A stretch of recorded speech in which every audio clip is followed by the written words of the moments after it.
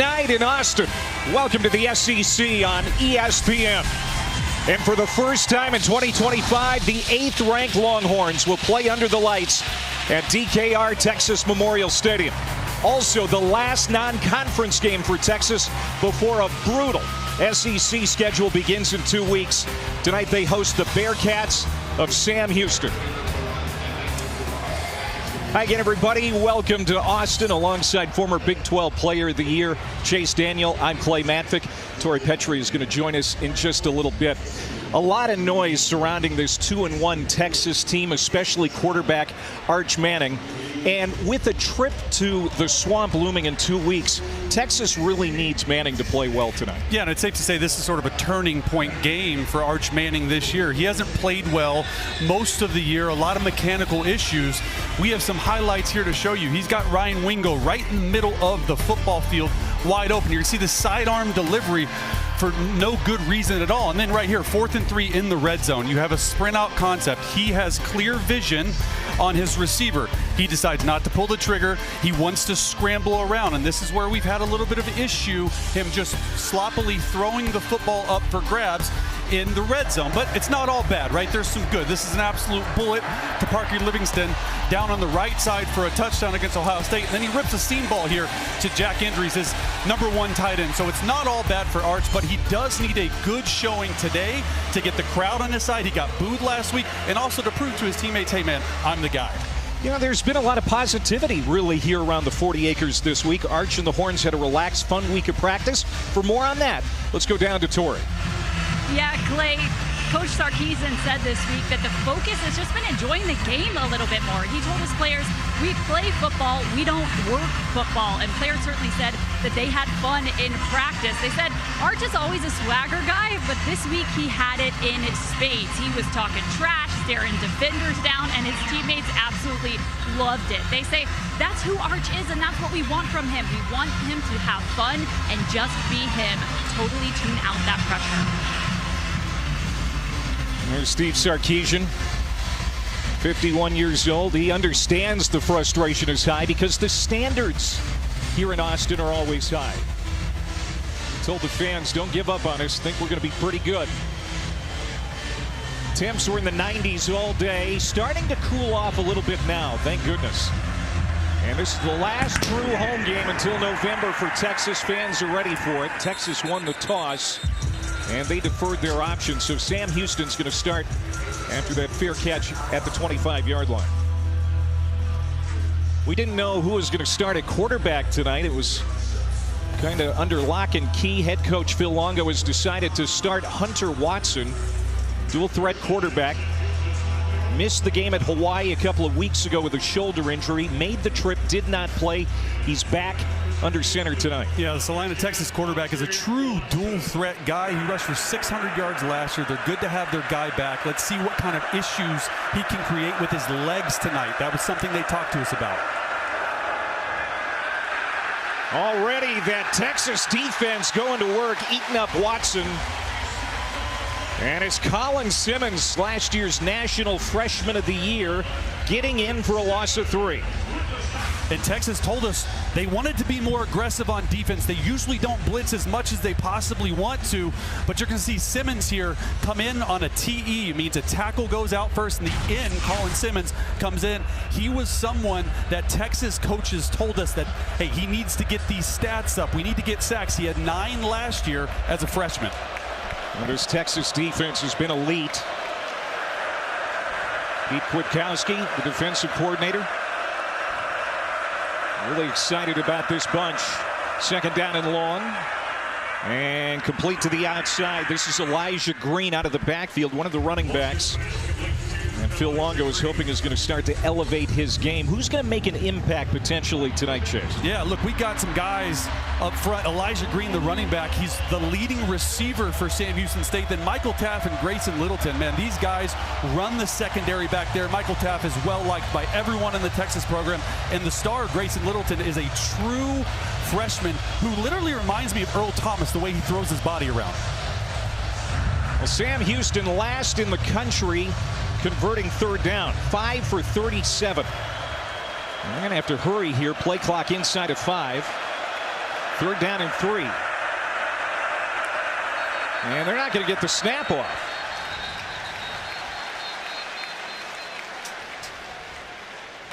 Delay game, offense, 5-yard penalty, remains third down.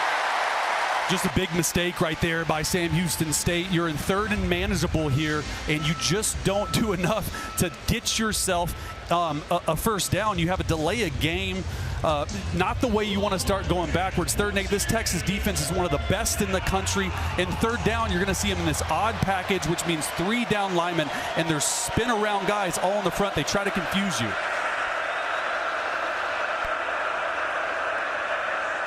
Third and 3 becomes third and 8, and now another flag. Man, this is going from bad to worse for Sam Houston. False start, offense, number 52. 5-yard penalty, remains third down. We said that Sam Houston is coming off bye after that long trip out to Hawaii, a 37-20 loss. Their third loss to start the year. Phil Longo, the new head coach, as you mentioned, runs a version of the air raid. He was an offensive coordinator at Ole Miss, UNC, Wisconsin, trying to rebuild a program. Yeah, they just got to settle in right here. It's a loud Texas crowd. It's their first night game. They're rowdy, Clay. Third and 13. Watson feeling some pressure again. He's going to step out of it. You talked about his feet, Chase. And he's going to scamper back over the 30-yard line, a gain of 8, but now fourth down. Just a really nice job by Texas defensively. They're saying, hey, we're better than you at every position. We're going to come up. We're going to press you. They played man-to-man on third and 13, and there's nowhere to go. You can see they're sort of spying. They don't want you to get rid of them. And in third and 13, right, we talked about third and 8 or third and 3. That gets the first down. Third and 13, not so much. Ryan Niblett back to return. This punt from Curtis Durand, a true freshman out of Australia. Rugby-style kick, end over end. And Niblett is going to field it at the 23. He takes a hit, sheds a tackle. Now comes to the near sideline, and he is going to be ankle tackled short of the 25. All right, so now Arch Manning. And this Texas offense, which has been under scrutiny since the season opening loss at the Shoe, can he find his confidence tonight? That's the big question everybody's looking to find answers to. Yeah, when he talked to us in the production meeting, he said, hey, we're going to do one play at a time. He's had a great week of practice. He's a lot better runner than you think. So when things have broken down up front with this inexperienced offensive line, he's been able to get out of pressure. They want to see him be more aggressive. I would not be surprised in this first couple plays to see them take a shot down the football field. Play fake. And Manning does want to throw. Pocket collapses. Ball's tipped up in the air and nearly intercepted. C.J. Johnson, middle linebacker, made a dive for it. Forward pass, second down. Well, that's not exactly a play that's going to put this fan base at ease right away. You're going to see right here, Parker Livingston, he's going to attack the middle of the field right here. He has him wide open. They decide to take a shot down the middle of the field. Arch just doesn't see it, tries to check it down, and gets tipped. 2nd and 10. And now they'll hand it off. And Jared Gibson will get the first carry. Again, the top 2 running backs are out for Texas. Trey Wisner and C.J. Baxter. Baxter suffered a hamstring on the first carry of the game last week. And so we're going to see a lot of Christian Clark, Jared Gibson, and James Simon tonight. Looks like they're slowing the tempo down right here on third down. They want to get into the right play. They are last play in the SEC in third down percentage at 28%. The execution has not been there. Here's Manning, has time, floats one, and it is caught. DeAndre Moore, who did not play last week, he's back and he's feeling good. That's a gain of 16. Nice job right there by Arch Manning. You're going to see DeAndre Moore come running into your screen. Arch sees it. The throw just a little bit low. If you hit him in stride, he's able to maybe take it all the way to the house because there's not another Sam Houston State defender behind him.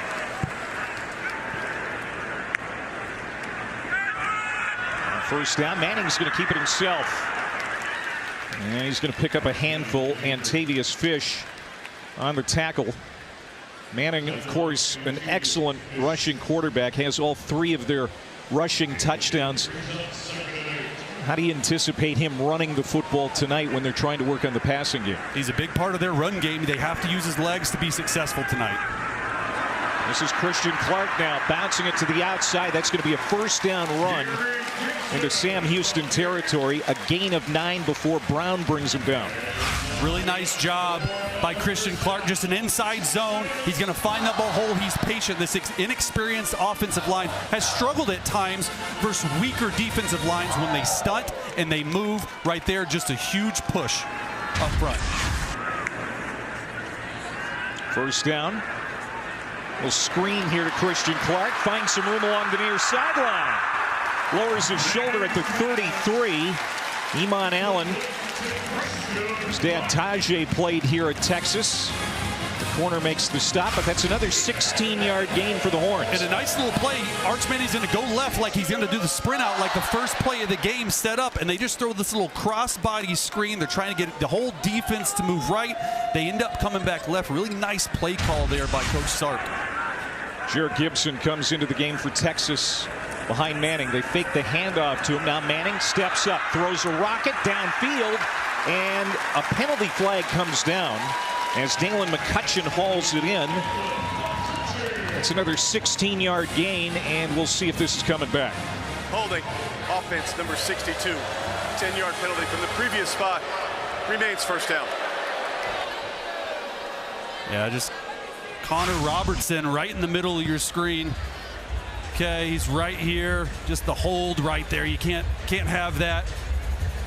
Okay, another low pass right there by Arch Manning. He has to step up. A little bit of an issue, right? New center. It's a new quarterback. Only so many starts. Just got to get settled in here early in the game. Take a deep breath. Long game. And they are trying to push the ball down the field like they said. And you can see the penalties have been an issue for Texas. Cole Hudson, the regular starter at center, injured last week against UTEP, so Robertson doing the snapping. And this is DeAndre Moore again. He's hoping to be a spark for this offense. That's a pickup of 8. He's their slot guy. He's the leader right here. Okay, just a nice little screen coming back in. They like to get their guys the ball on the perimeter, but he's somebody that they really missed. He's their gadget guy. Get the ball to him extremely fast. Another penalty here.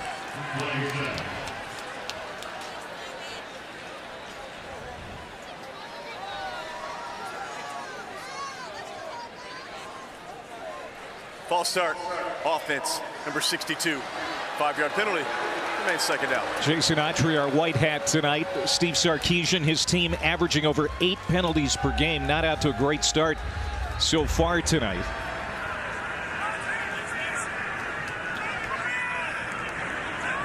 So back to the 39-yard line. Manning throws it to a wide open Livingston. Caught on the near sideline by the redshirt freshman. He's been the leading receiver through 3 games.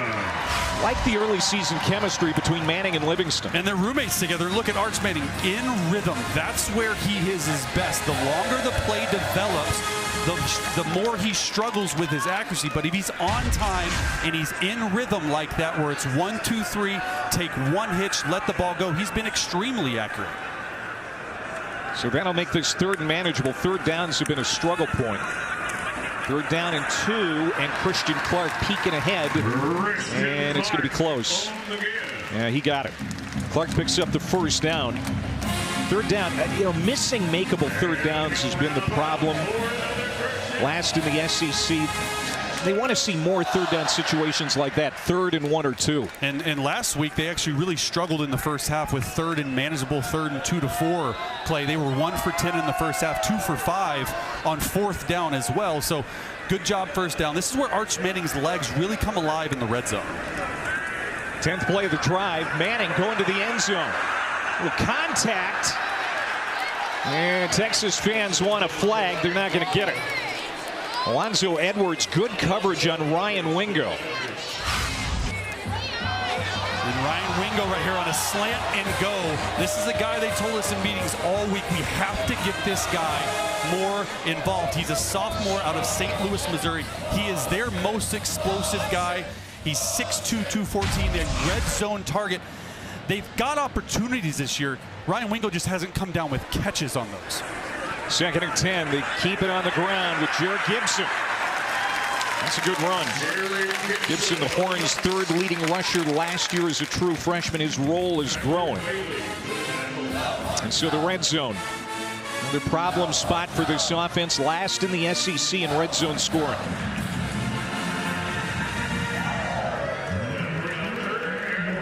Okay, 3rd and 1 right here.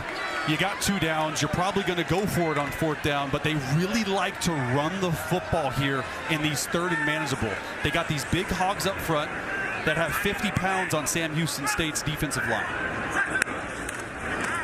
They feed it to Gibson. Big hole up the middle. And he's going to get into the end zone. Touchdown, Texas.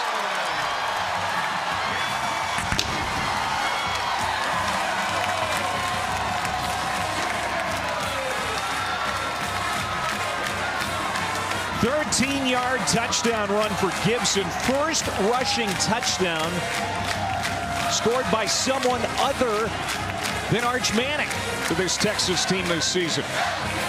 Being without their top 2 running backs, C.J. Baxter and Wisner, they've had to rely on these guys. It's almost been like a baptism by fire. Jared Gibson gets into the end zone, right up the gut, exactly what we expected him to do. And Mason Shipley comes on for the extra point. And he'll bang it home to make it 7-0 Longhorns. Their first opening drive touchdown this season, and Gibson caps off the 12-play drive.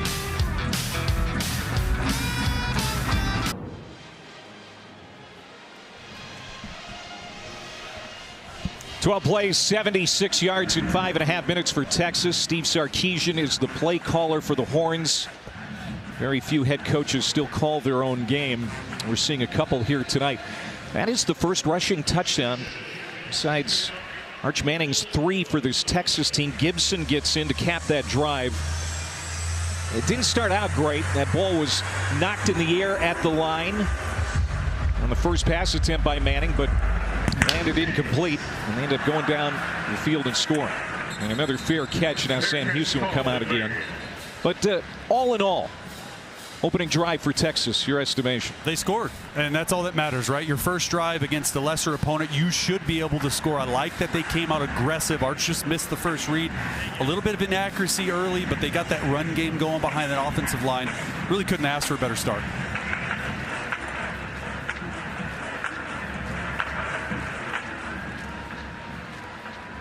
So now Sam Houston will start at the 25-yard line. 3rd year in the FBS for the Bearcats. Won 10 games last year. They have a new head coach and an almost entirely new roster. Elijah Green starts in the backfield to the left of Hunter Watson. And he'll get the feed as Watson takes a hit. There's pressure coming off the edge. Colin Simmons was bearing down. You talked about him wanting to get more sacks. He was ready to level Watson, and he was able to get the ball away on the handoff for a 2-yard pickup. Just a zone read. He's saying, hey, you know what? I'm going to run right at the mesh point, and I'm going to hit the quarterback if I got a free hit. But Colin Simmons, man, he's been everywhere on this film so far today. He's their most dangerous pass rusher right here. He wants to get after the passer. He wants to get the football out of the quarterback's hands. Coaches really want to see him take a jump this year after 9 sacks last year. It's a rebuilt defensive line for Texas. Lost 4 players to the NFL. And you get the snap off. Watson sets in the pocket. His throw is off target. Good coverage by Jelani McDonald, who had an interception last week against UTEP for the Horns. And here's 3rd and long again for the Bearcats. And talking to Coach Phil Longo, who's the head coach as well as the play caller, he really wanted to see Sam Houston State be more aggressive on 1st and 2nd down and stay ahead of the sticks. Right here, 3rd and long, 3rd and 8. Texas can pin their ears back and come to get you. Colin Simmons is in the middle of the formation. Watch him. They like to move him around a lot. Now he's on the other side. 3rd down and 8. Watson going to be tracked down from behind by Trey Moore. 2nd sack tonight for Texas, and it's 4th down. But a play by Trey Moore. They look like they're going to bring 6 defenders right up the middle, and they end up just dropping out. Trey Moore right there. Okay, he's going to end up coming. Look at his outside move. They only rush 3. Colin Simmons is sort of spying the quarterback, their best pass rusher. But man, nice start for Texas defense. So Duran from inside the 5. That's a go. Should be decent field position to start this series for Texas as Niblett starts his return and gets it to the 40-yard line. Now Texas and Arch Manning coming back on offense, but how about the swagger of this Texas defense early in the year?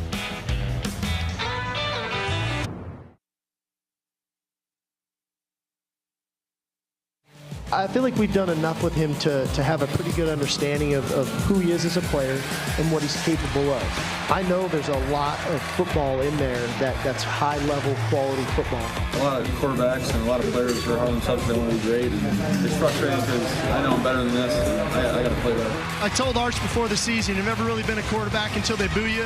He got booed in the first half. Now he can start playing. Well, the numbers from the first 3 games, the numbers so far after one series, 4 of 6, 55 yards, led a touchdown drive. Says he's taking it one play at a time. Wanted to come out here tonight and let it rip, not overthink it. Yeah, 3 of these first 6 throws have been behind the line of scrimmage. He's going to go downfield this time. Caught at the 48 by Ryan Wingo. And that's a good connection. Wingo, a guy that Arch told us yesterday, he wants to get the ball to Moore. Yeah, I mean, I think he needs 10 targets a game. He's got the makeup and the build of a top-tier receiver in the SEC. They got to get him the football more, but this is the field position that Coach Sark loves to take shots down the field. Love to get Wingo one-on-one with a safety here in the slot right here. 2nd and 1 from the 49. Manning. And shooting for Wingo again. A little out of his reach. Let's go down to Torrey. Yeah, guys, Arch told us this week that before this season, he felt like he really hadn't done anything, and it was hard to step up and be a leader when you haven't really established yourself yet on the field. But Coach Sark told him, Arch, we need that leadership now. So he has had to step in and figure out how to be a leader early. And he told us it's easier to lead when things are going well. Not that things haven't gone well so far for them this season, but that's something that is on his mind, is how do you lead both in the good times and the bad times. One of the things he's done is talk to both his uncles and Colt McCoy this week. Yeah, Colt McCoy, one of the few people he's listening to. He's done a pretty good job tuning out the rest of the noise. There are a few people he will let into his inner circle. And that's what we talked about in the meeting with him. I said, hey, you got too many people trying to talk to you, but he did talk to Colt McCoy, the legendary Texas quarterback Colt McCoy. Said some really good things to him this week.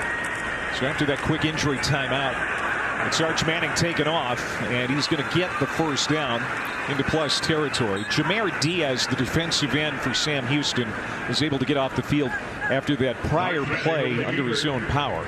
So first down. Rolling as the runner was down prior to losing possession. Results as a first down, Texas.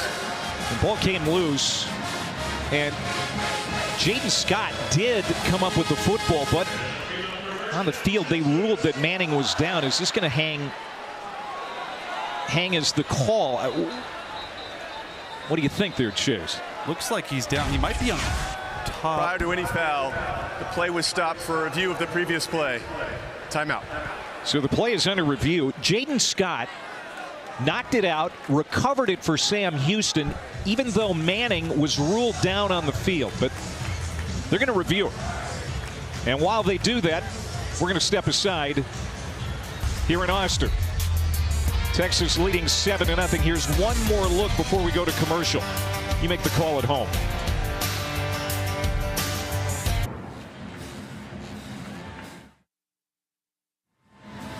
It's going to be first down, Texas. Call upheld on the field that Arch Manning was down. And I think they got this right. Yeah. And now Texas on the plus side of the field at the 48-yard line. Occasionally, we're going to see Ryan Niblett rotate in at running back. He lines up there, but now motions out as a receiver. 1st and 10, Texas, second series for the Horns. Over the middle, open receiver. There's Wingo again. And he'll back his way to the 30-yard line. Iman Allen made another tackle, but that's a gain of 18. Now that's just letting it rip. Sam Houston State decides to go all-out pressure. They want to bring everyone. He hits Ryan Wingo on a slant route right behind it. 1, 2, 3. He's going to get hit. Stays in there. He's a big son of a gun. Delivers an absolute BB right in the chest for Ryan Wingo. Brody Henderson, 6'5", 220, true freshman out of Oklahoma. Now right up on the pads of Manning. That ball on the sideline, hauled in by Parker Livingston. Redshirt freshman will give Texas 4 more yards on the sideline. Looked like an RPO right there. New center Connor Robertson. The snap was a little to his left, so it took Arch that way. Just a really nice job staying calm, throwing an out route to the field. Back to the ground. Here's Gibson already with a touchdown tonight. That's a first down carry. Takes it to the Sam Houston 15. 11 more for Gibson. You know, that's the one thing, Chase, you know, a positive that is coming out of these injuries to Wisner and Baxter. They're seeing a lot of young running backs. And Gibson again. Stiff arm, stays on his feet, and he's down to the 3. First down and goal to go, Longhorns. Great effort right there by Gibson on the last 2 plays. You're going to see him around the right edge, keep his feet. And coaches told us, look, we don't even know about Gibson and Clark. We're trying to find out in real time from injuries from our number 1 and number 2 back. So they're getting a chance here, a sophomore and a redshirt freshman, to shine on the home crowd. And right now they're doing really well. First down carries on the last 3 totes for Gibson. He'll get it again. This time he's going to be stuffed and driven back. C.J. Johnson leading the parade, the Memphis transfer. And it'll be second down. C.J. Johnson just comes unblocked off the edge. They had a pulling tight end in their gap scheme run game. Completely missed him. Was able to get into the backfield. And this is, you know, Clay, we talked about it early in the game, but this is where Ryan Wingo, number 1, up here, he gets involved. And then Arch's legs. That's where they really come alive. Second down and goal. Moore goes in motion. And Manning keeps it himself. Cutting up, gets into the end zone, touchdown. Wow, he has been a pretty good weapon in the red zone. And some taunting going on down there from Arch Manning. He better watch it. He's getting warned by Jason Autry, the lead official. Showing that swagger. He is fired up, exactly what we thought he'd do down here in the red zone. He's a big player, man. He's all of 6'4", all of 220, and you can just see this raw emotion, like, let's go, let's go. Telling players this week in practice, I'm back. Nice job right there getting into the end zone.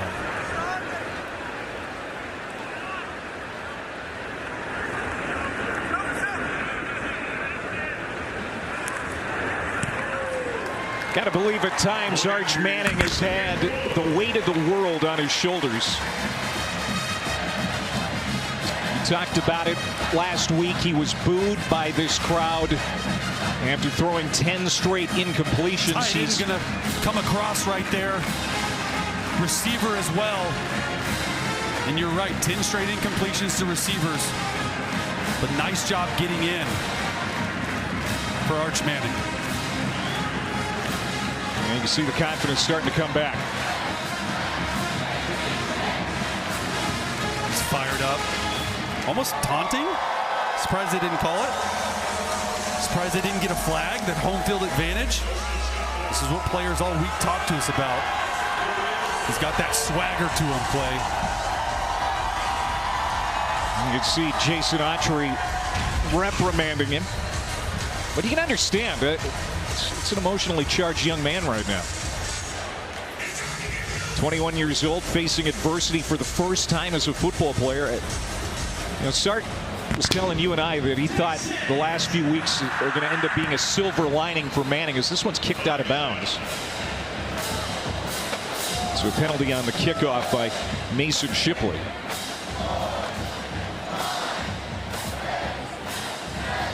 It's not about what happens to you, it's about how you handle it. Kicking team. The ball will be placed at 35-yard line. First down. So Sam Houston gets it at the 35 after the penalty. Let's go down to Torrey. Well, Clay, the refs might not have loved that touchdown reaction from Arch, but his teammates sure did. He came to the sideline, and just about every single guy on this bench came and high-fived him or dapped him up after that one. And it goes back to what they told us in practice this week. They love when Arch shows that swagger, and he certainly did that there. Got to be careful, though. He got a little excited. 45 seconds to go in the opening quarter. And Coco Brown will get his first carry of the game. Sophomore running back for the Bearcats picks up 2.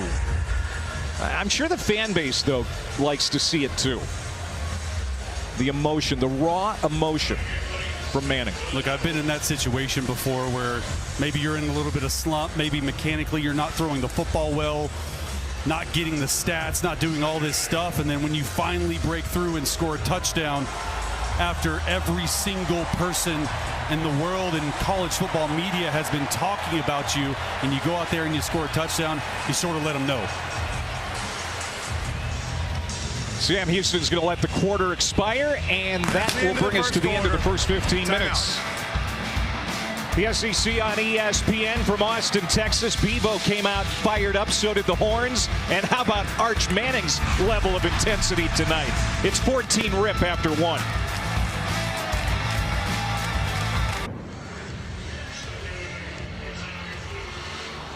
Sam Houston's ball to start the second quarter, 14-0 Texas. There's free safety Michael Taft.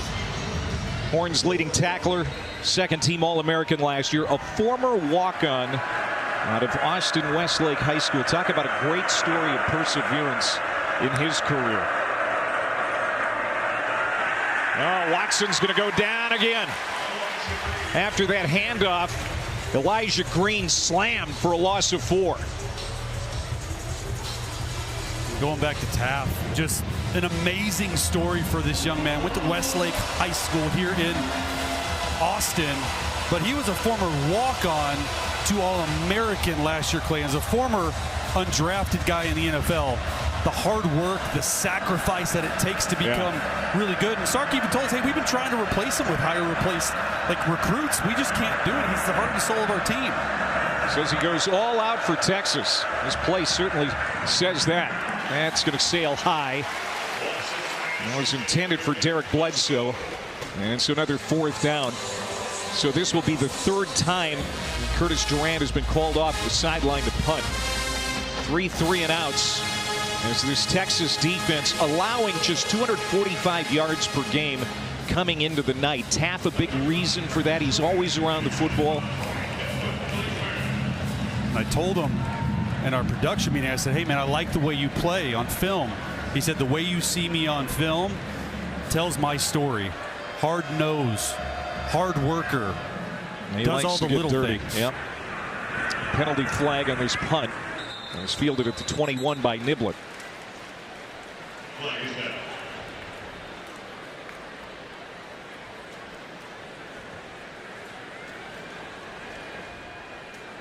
And neither of these teams have had the kind of game I'm sure they would like as far as a cleanliness topic. I mean, both too many penalties so far.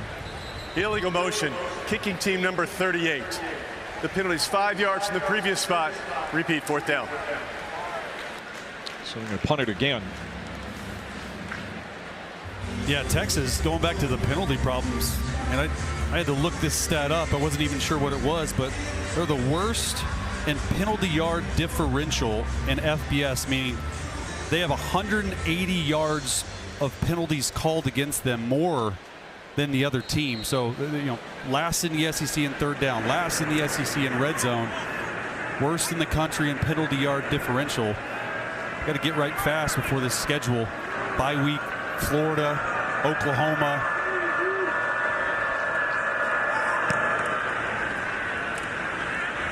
High end over end kick. Niblett calling for the fair catch late and falls down at the 31-yard line. So Arch Manning tonight, 7 for 10 passing, 86 yards, has a rushing touchdown. And we have seen some raw emotion. Yeah, and I think he's seen it really well. The accuracy on some of the throws, a little low, a little high, but you see right there, right? Probably should have been a taunting penalty, but I'm telling you, Clay, the sideline loves to see that. He's only a sophomore. You talked about his leadership within the game. Like, guys rally behind that. Your defense sees you go up there and do this, and you see him stretching his arms, been doing that between series. They love that. They'll go to war with you any single day. First down, he's going to pitch it back to Niblett. Like we said, we're going to see a little bit of him as a conventional running back tonight. Gets 6 on that toss. You know, he's another one of those guys, number 21, Ryan Niblett, who they're just trying to get involved in the offense in unique ways. He's a Swiss Army knife. We just saw him in returns. He does it all. He's a receiver. He's a running back. They can put him at quarterback if they need to run the football. A little trickery. And around to Wingo. Behind a block. Gets across midfield. Trying to strip a tackler. Finally pulled down at the 30 by C.J. Brown. But there is that elite speed by Ryan Wingo. He's had a good night here so far. 34 yards on that burst. You see Ryan Wingo right here. He's going to come across on the little reverse. A little trickery. You see the tight end out in front. And then this is a good way to get him the football, right? He's not getting the throws maybe in the pass game that you want, but you see this elite speed sophomore, really young guy. As he goes, this offense goes. Now Manning getting some heat from behind. He felt the pressure. Wobbling pass to a wide open Jordan Washington. The redshirt freshman tight end. Manning finds him wide open, a 32-yard hookup for the score. What a throw by Arch Manning. He gets pressure, has the ability to move to his right, find Jordan Washington on this little sneak route that we'll show you. Right up the sideline, he moves, he's not in a clean pocket, the play goes on, and he's extremely accurate with the football on the move. That's a confidence builder right there, Clay. And they did it quickly. 3 plays, a minute and 15 seconds. They're back in the end zone. And another extra point for Mason Shipley. And we've got a penalty flag on the extra point. Illegal formation. Kicking team. More than 4 players in the backfield. Number 51 was not on the line of scrimmage. 5-yard penalty. Remains the try. It's Daniel Cruz, the lineman, lined up wrong. So Shipley will have to try again. But, you know, there's a good vibe on that sideline. You can feel it. Sark told us this week, guys just need to have fun. We had fun in practice. We did more 1-versus-1s, good on good as they call it. And Washington, you know, one of those many tight ends. It's a crowded tight end room. As they're trying to replace Gunnar Helm, who had all those catches last year. And Shipley, that one will count. And it's 21-0. And look at this, just throws it. Perfect throw to Washington. And Arch, man, he is feeling it. Let's go.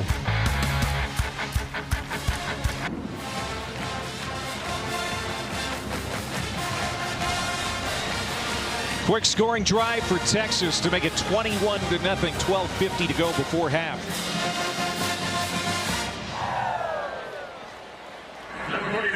Arch Manning, his first touchdown pass of the night. 7th of the year, also as a rushing touchdown so far. You can feel that confidence coming back. Preseason Heisman favorite. Looks lively on the sideline. First game under the lights as the starter here this year at Texas. You're going to see this play right here. Jordan Washington is going to go on a shallow cross. And this is the play of the year for college football. Arch Manning says, hey, it's not a clean pocket. Let me move up to the right and just wide open.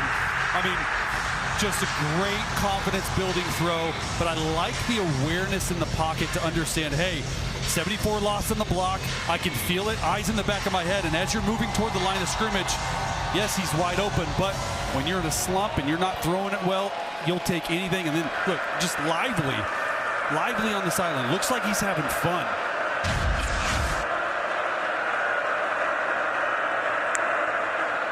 Hunter Watson and Sam Houston.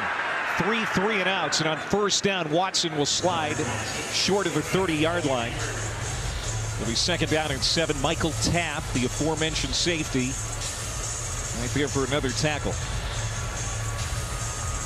This is a suffocating Texas defense. Last year, they led the entire country in interceptions, 3rd in total defense, 3rd in scoring defense, and they picked up where they left off last year. Getting ready to go in the SEC play. It's really hard to get any type of yards against this defense. Just 10 yards of offense for the Bearcats. And they're not going to get much here. A couple of yards for Coco Brown. And so it'll be 3rd and 5. Talking to the coaches this week, their scheme on defense, it's simple. We want to get after the quarterback with 4 rushers only. It allows for our guys to play fast. They had 6 returning starters from that defense a year ago, and they really have picked up where they've left off. Anthony Hill Jr., stud, number 0, right in the middle of the defense. Haven't called his name tonight. He's right here. See him rush the passer here. Get after him.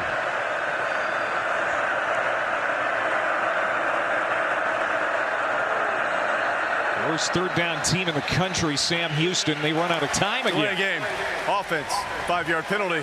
Remains 3rd down. Phil Longo, most recently at Wisconsin, longtime offensive coordinator at some big programs. He was an assistant at Sam Houston. Glad to be back in Huntsville as the head coach now.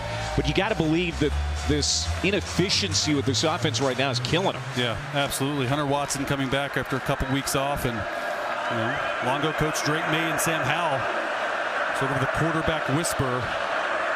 3rd down and 10, and it is caught, but immediately Michael Taft there to take Chris Reed off his cleats.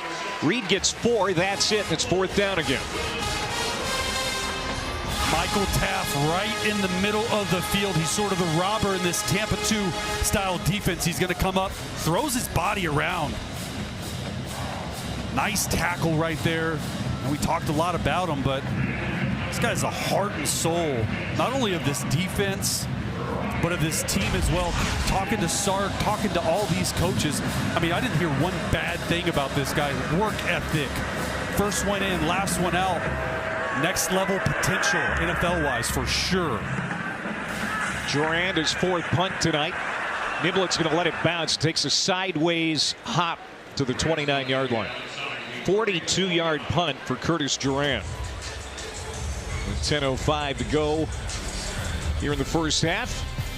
South Carolina, Kentucky volleyball coming up this week, 7 Eastern. Wednesday night, followed by Vanderbilt and number 2 Texas. Get to see the Longhorns on the court this Wednesday. Women's volleyball doubleheader for you on the SEC Network. Alongside Chase Daniel,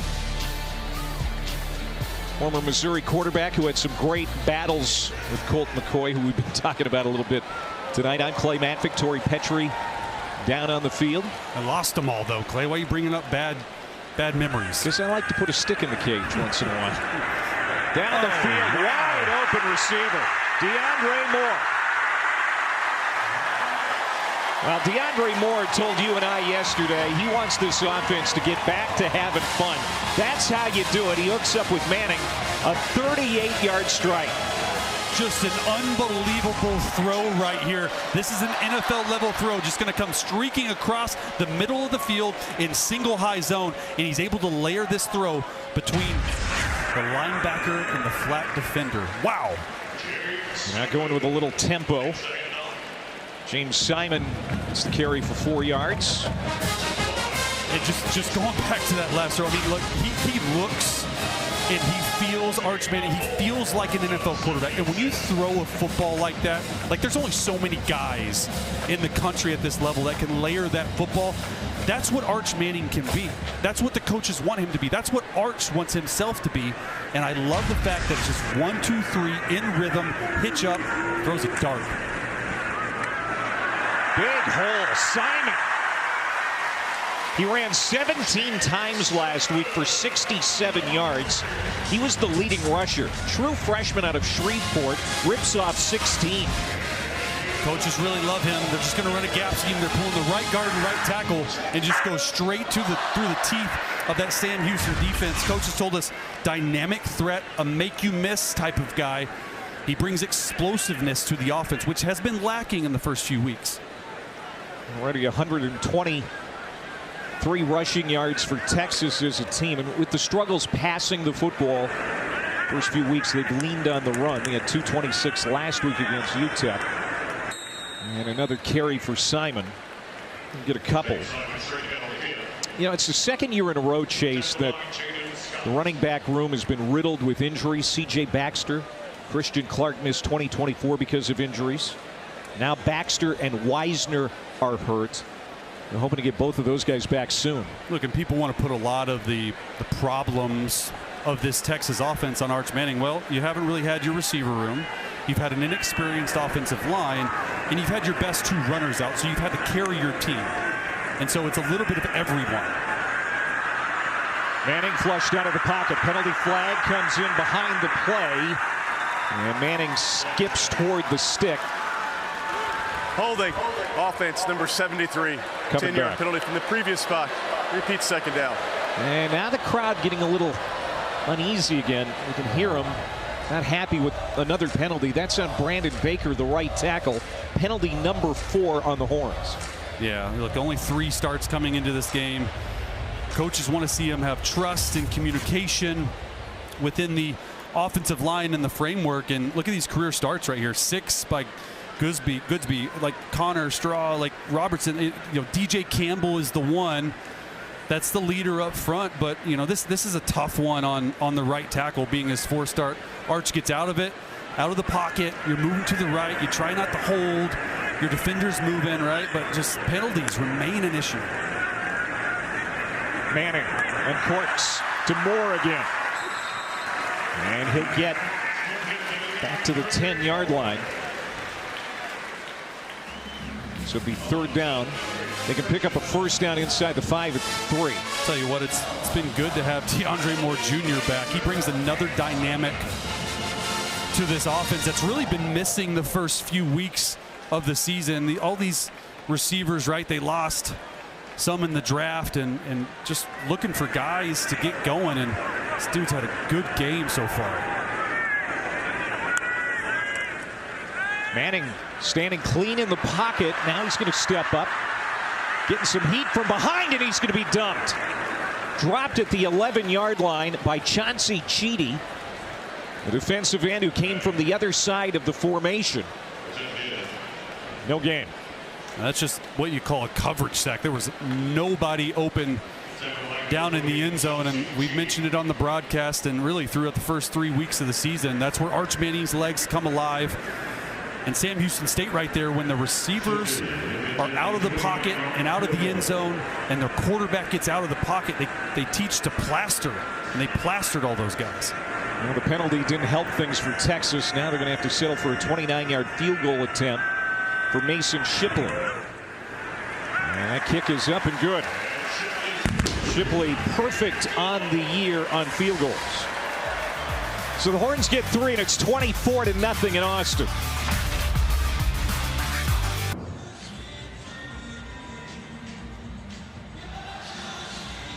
Well, Sam Houston's had quite a program, especially in recent years. Won the FCS national title during the COVID year of 2021. Then in July of that year, joined the WAC from the Southland Conference as they made the move to the FBS. And that started in 2023, and now in their 3rd year, coming off a 10-win season that resulted in a New Orleans Bowl win last year. Casey Keeler decided to leave the program, decides to go to Philadelphia and coach the Temple Owls, and now Phil Longo is in charge. And you talked about him being a quarterback whisperer. He's had some good ones in recent memory. This guy's playing really well right now. Tell you what, Drake May, ooh, he's fun to watch. 3rd overall pick in 2024, the Patriots starter now. Phil Longo is actually Casey Keeler's quarterback at the Division III level as a player back in the day. And for more on Sam Houston, let's go down to Tori.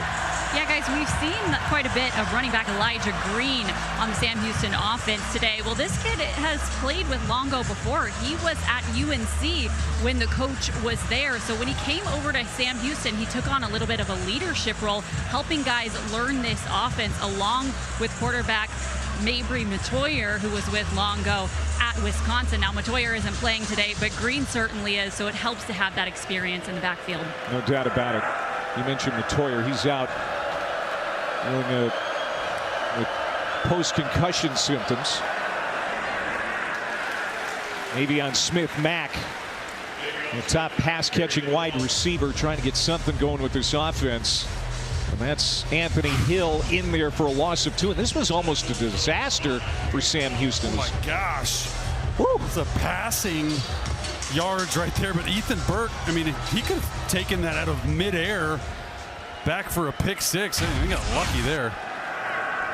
5:20 to go before half. Sam Houston has had 4 3-and-outs. And they're looking at a 2nd and 12 here. Hunter Watson swings it out to the flat. This is Coco Brown, and he's going to be dumped at the original line of scrimmage by Anthony Hill, the junior All-American. You know, I know you think he's one of the best linebackers in the country. Absolutely. Like, he moves sideline to sideline. He's a 3-down linebacker, got NFL potential. He's really got a nose for the football. He's always around it. He's that green dot, which means, hey, you wear the dot to listen to the coaches and call the defense. And rushing the passer right now. Let's see him what he can do. And 113 tackles last year. Did Hill. Doesn't seem possible. There aren't that many games. Now 3rd and 9. Throw. Nobody home. Penalty flag down. Maybe on Smith-Mack was the intended target. And this is going to go against Sam Houston.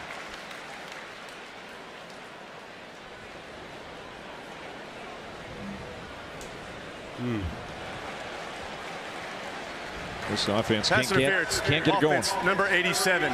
The penalty is declined. The result of the play is a 4th down. They're trying to run a little pick route right there, and Smith-Mack on this wheel route sort of just pushes over Mack. And yeah, you're going to call that every single time. Not a lot of air in this air raid right now. Gosh. Texas defense suffocating Sam Houston right now. Niblett is going to see this bounce. More of a line drive kick that time from Durand. And it sets up at the 30-yard line. 44-yard punt. Texas on a beautiful night here in Austin, leading 24-0 over Sam Houston.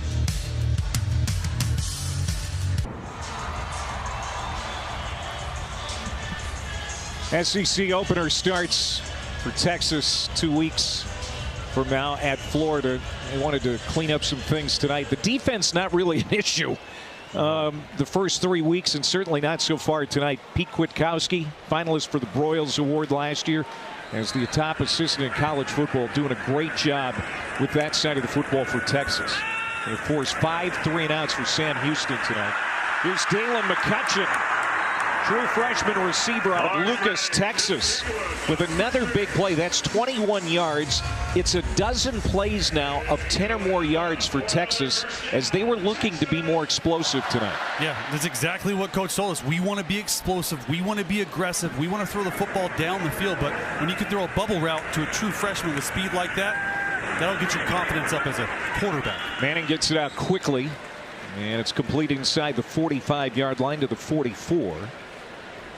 That's a gain of 5 for DeAndre Moore. This is when he's best. RPO, one read throw. He's in rhythm. Feet are underneath him. Here's Simon cutting it back. It has to be a first down run to the 35 for James Simon. You know, a lot has been made over the first 3 weeks of the season of Arch Manning and his mechanics. And is it wrong? Is it right? We broke down every single throw the last 2 years. And yeah, there's some mechanical issues, but I think it starts between your ears. Mentally for him, just don't over prepare, right? You can almost have this paralysis by analysis mindset. Fakes the handout to Simon, now fires it to him. Simon trying to stay on his feet, but they're going to rule him down at the 41-yard line. Jacob Robinson is going to get credit for the tackle. That's going to be a loss of 6. Negative play there for Texas. What I mean by paralysis by analysis, sometimes as a quarterback, you can overthink and you can over prepare and you can just think about too much between the ears, and it inhibits you of playing fast. And that's what the coaching staff this week told us. Just play fast. Just worry about one play at a time. Mechanically, you can fix that. Quarterback coach, offensive coordinator, Sark, they're working on those things in practice, but it comes down to number 16 actually doing it in a game, and he's done so tonight. 2nd and 16. Low throw on that quick release to Niblett. Inside the 10, trying to get to the pylon. Tyler Bailey pushed him out short of the end zone. First down, goal to go from the 2 for Texas. The Swiss Army knife, Ryan Niblett. Really good just turning 2 right there from Arch Manning, but the blocker's out front. This is the 2-minute timeout of the first half. Look at 52 out in front with Ryan Niblett, true sophomore out of Houston, Texas. Look at the speed right there by DJ Campbell, their most experienced offensive lineman, making a miss. We're in the 2-minute timeout. Come back and join us.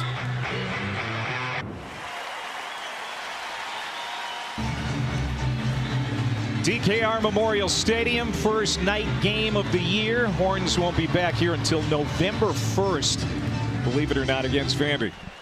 First down, goal to go from the 2 after the 2-minute timeout. Handoff. Jarrett Gibson looking for his 2nd touchdown of the night. He is going to be stonewalled up the middle, no gain. Brody Henderson with the stop for Sam Houston.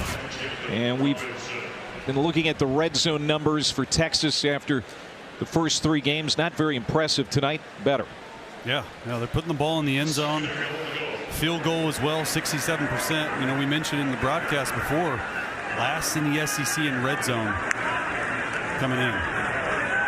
Manning keeps it himself again. Another rushing touchdown.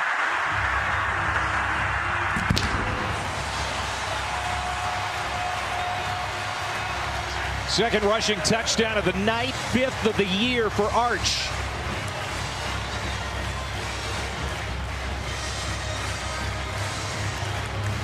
And we mentioned it.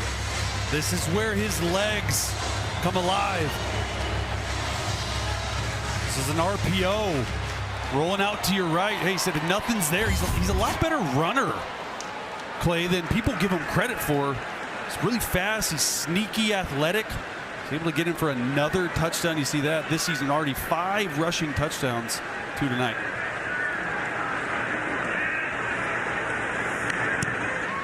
And Shipley adds the point after.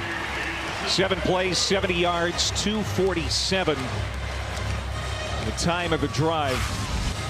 And if you're a quarterback struggling, you're just going to have an RPO where Jack Indries just comes across the formation. You're going to fake it to Jarrett Gibson. You can block the outside and he's covered. He takes it. Hey, you know what? Let me just take it in. You give the guy an option outside. You can throw it. You can hand it to the running back. You can run it in. And this is where Arch is his best. When he has one read, he makes a decision quickly. I've been impressed, Clay, tonight just with his decision making. It doesn't look like he's thinking out there. It looks like he's playing fast, and that's something that the coaches really wanted to see.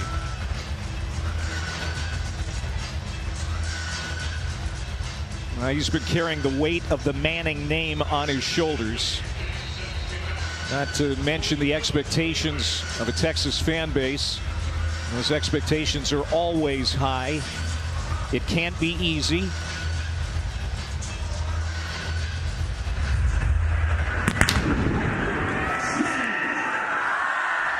And this will be another touchback. He represents a third generation of Mannings to play SEC football. Of course, he is the son of Cooper. Peyton and Eli are the uncles. Ellen, also a great athlete. And Arch now carrying on the family football name. And through the first 5 games, when you compare him to his grandfather and his 2 uncles, really the numbers not that bad. Hey, 10 passing touchdowns. Only Eli has more on them. Those numbers stack up. Yeah. That's Grandpa and the Unks. That's awesome. Watson swings it out to Coco Brown for Sam Houston. Good catch and run. Boy, he is plowed under, though, at the 33-yard line by Ty Anthony Smith, weak side linebacker. Folks around here told us pregame that Smith plays with his hair on fire. That was a good hit. The true sophomore. This is a really young defense, really young team in general, and they're playing a lot of guys, and coaching staff was excited to see him fly around tonight. 2nd down and 2. Hey, that's a first down for Sam Houston. First down, and it comes with 1 minute and 11 seconds to go here in the first half. They'll stop the clock to move the chains, as we do under 2 minutes in each half. And that's got to feel good for Sam Houston just ahead of halftime to get something positive for this offense. Absolutely. Come away with some points here. Feel better about the first half a little bit. Hunter Watson, 9-4 is the starter over the last couple of years. Gets it to Coco Brown again. That's going to be a short pickup. 45 seconds to go in the half. It's Grayson Littleton on the tackle. The guy reminds me of like an Earl Thomas, dude. True freshman. Interception, a pass breakup this year. Really like him at the star position. Another swing play to Brown. That's a first down into Texas territory for the first time. Gain of 13 for Brown, sophomore from Denton, Texas. This is a good test for this Texas defense to hold them out of field goal range. 20 seconds to go in the half. Watson pumps, tucks, runs to the near sideline. And he's going to scamper out at the 42 to stop the clock with a dozen seconds left. Leonga Lafau, the weak side linebacker, angled him out. Interesting decision by Sam Houston not to call one of their 3 timeouts on the last play to just make sure you had the right play here. But look, you can go anywhere on the field right here. And Texas defense, if I'm them, you're playing some type of tight zone coverage. Sam Houston showing empty, some quick game. Need about 10 more yards for a field goal attempt. Watson has time, and it's juggled and dropped. Chris Reed, former Utah Ute, couldn't haul it in. And 7 seconds to go. You mentioned field goal kicker R.J. Lopez. He's got a decent leg, but they're certainly outside of his range now, as they call a timeout. Lopez has a long of 40 this year, a former Bruin from UCLA. Like you said, they would like to get something on the board before half. Yeah, I mean, you really need 10 to 11 yards to try and get some points, which, you know, haven't got any tonight. Got 50 yards of total offense. They probably have 40 of them on this drive. A lot of quick throws, outflanking Texas's defense, but I'm looking at the defense in Texas, right? You guys have been playing a great game so far. You have 7 seconds left in the half. Like, why not man up and say, hey, you're not going to throw these quick Please reset screens. the game clock to 8 seconds, 8 seconds. The previous play out of bounds ended with 8 seconds remaining. You're going to have to go right through the teeth of this defense, bring pressure. Thank you. Well, Sam Houston has 8 seconds now. They put a second back on. So is there enough time now to run a play and still get the field goal unit set up? Yeah, absolutely. If you're Sam Houston State, you want to make sure and run quick game, which means you have one hitch to get the football out of your hands. If you're Hunter Watson, and you see here Texas doing exactly what I thought they would, just all across the board, press man-to-man coverage. They know it's got to be quick. Texas has called their first time out of the half. And Texas counters with a timeout. As it looks like Sam Houston is going to try and run a play here. R.J. Lopez, his career long is 47 yards. Right now it would be like a 57, 58-yard field goal attempt. Yeah, so the 30-yard line's there marked, and they put 3 receivers play into the boundary right there. They want to run all these receivers to the sideline, even though the middle of the field is wide open, because you do have 2 timeouts left. But I would imagine if you're Texas, you're coming out here again, you're playing press man-to-man. You're not going to get these easy completions. Texas knows, they've scouted. They know that 47-yard field goal attempt is R.J. Lopez's career long. And so this is a big drive, really, for Sam Houston State, but also Texas. You want to keep the shutout. Pitch the shutout in the first half, for sure. That's what the crowd wants, too. Looks like they switched to zone coverage now down here. Watch these 3 receivers at the bottom of your screen all going out. Watson looking to the sideline. There's that quick pass you were talking about, and it is incomplete. 5 seconds to go, and it'll be 4th down, and here comes Lopez. And that kicking unit, I believe, or are they going to keep him on the sideline? Throw a Hail Mary, right? This is too long. Really on the field, it's an incomplete pass, 4th down. No, they are going to keep Watson out there. So this will be the last play of the half, most likely. We were always in favor on defense, as I was a part of blitzing the Hail Mary, not to give Hunter Watson any time. See if they do it right here, and they do. Pressure. Watson throws a launch to the end zone, and it is intercepted by Jelani McDonald.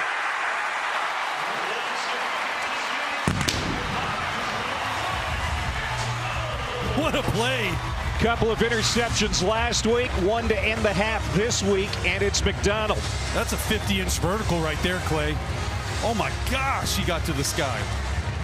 His 2nd interception in 2 weeks, the junior from Waco.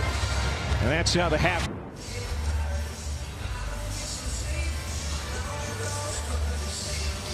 First night game of the season, DKR, and it's 31-0 at the half. Texas leading Sam Houston.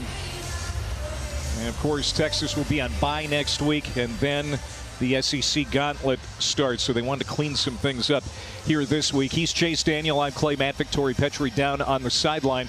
Everyone expects us to talk about Arch right away here at the halftime break. We're going to throw you a curveball. We're going to talk defense. Yeah. This defense for Texas is elite. I mean, completely manhandling Sam Houston in the first half. Just 9 yards of offense on the ground for the Bearcats. I mean, 50 total yards, too, and that's what the defensive coordinator told us, Coach PK, as we like to call him.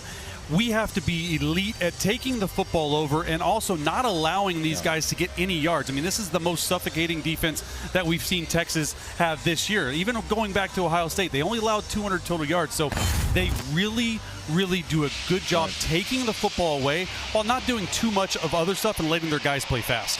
Well, Arch Manning needed a emotional support game, and he's getting that here so far tonight as we cut to the chase and look at his first half.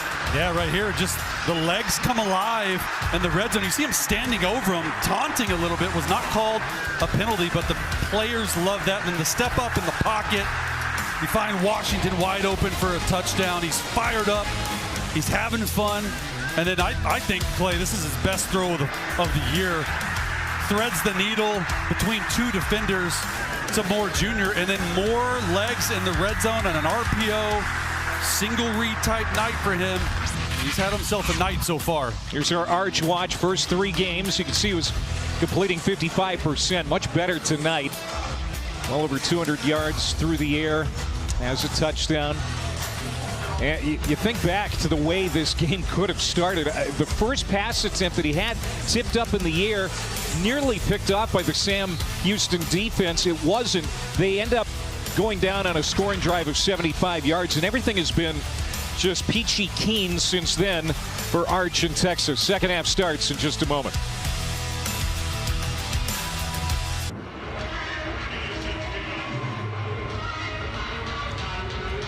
Welcome back to the SEC. on ESPN. Humid night in Austin, Texas, but it's been a good one for Longhorns fans. 31-0, leading in-state Sam Houston. 8th-ranked Texas facing a team from Conference USA for the second week in a row. 24-0 all-time are the Longhorns against CUSA.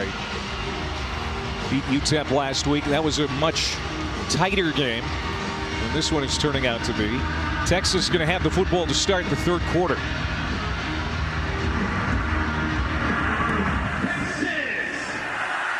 And this is returnable for Ryan Niblett. Across the 10, 15, gets to the 20, and driven down at the 25. Let's go down to Tori Petrie. Clay, I caught up with Coach Longo at the half, and he says he feels like his issue is that they just aren't making good pre-snap decisions. He says when you're playing a team as good as this one, you've just got to play smarter football. Over here on the Texas sideline, though, I've been down here all night, and I can tell you this sideline is absolutely energized. They are loving how this game's going for them. I bet. Sark is, I'm sure, mostly pleased. He'll nitpick it for sure. Come tomorrow, but it's going right now pretty good. So first play from scrimmage for Arch Manning, and he wants to throw. Unloads, and it's caught by Livingston. Parker Livingston stays on his feet and gets close to the 40-yard line. That's a gain of 15. That's his third catch tonight. Yeah, and Arch showing a little bit of power in the pocket, drives that ball on a little curl route. 10 straight completions for Manning going back to last half, and that's going to be a false start.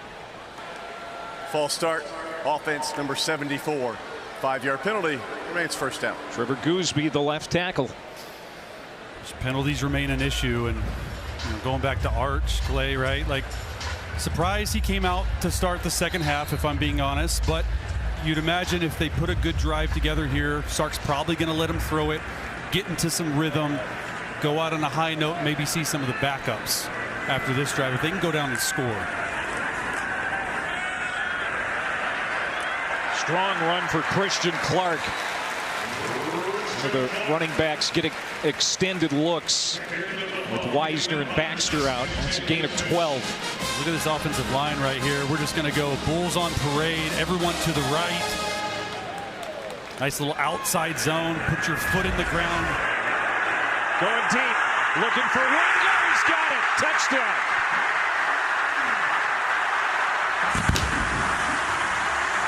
Manning taking a shot to his favorite target, Ryan Wingo. 53-yard touchdown pass.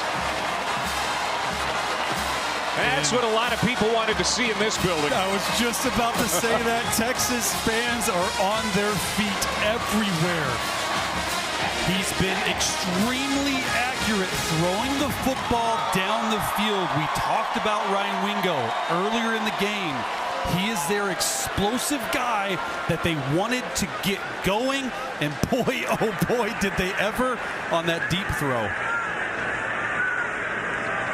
Wingo had a fourth quarter touchdown connection last week with Manning. And you kind of felt like at that point, that was maybe the sign that those two are starting to get things together. We're seeing more of it here in this game. Yeah, and Ryan Wingo, elite speed. He's the one that coaches tell us is the really fast guy. You're just going to go to the middle of the field on a post. This play-action game that Sark talked with Tori on. You're reading that free safety, and I'm telling you, Clay, he missed this throw last week versus UTEP. Exactly this throw, a post route. He leads him perfectly up the field. He missed this throw by 5 yards last week. This is getting better. This is the Arch Manning that he himself knows who he is.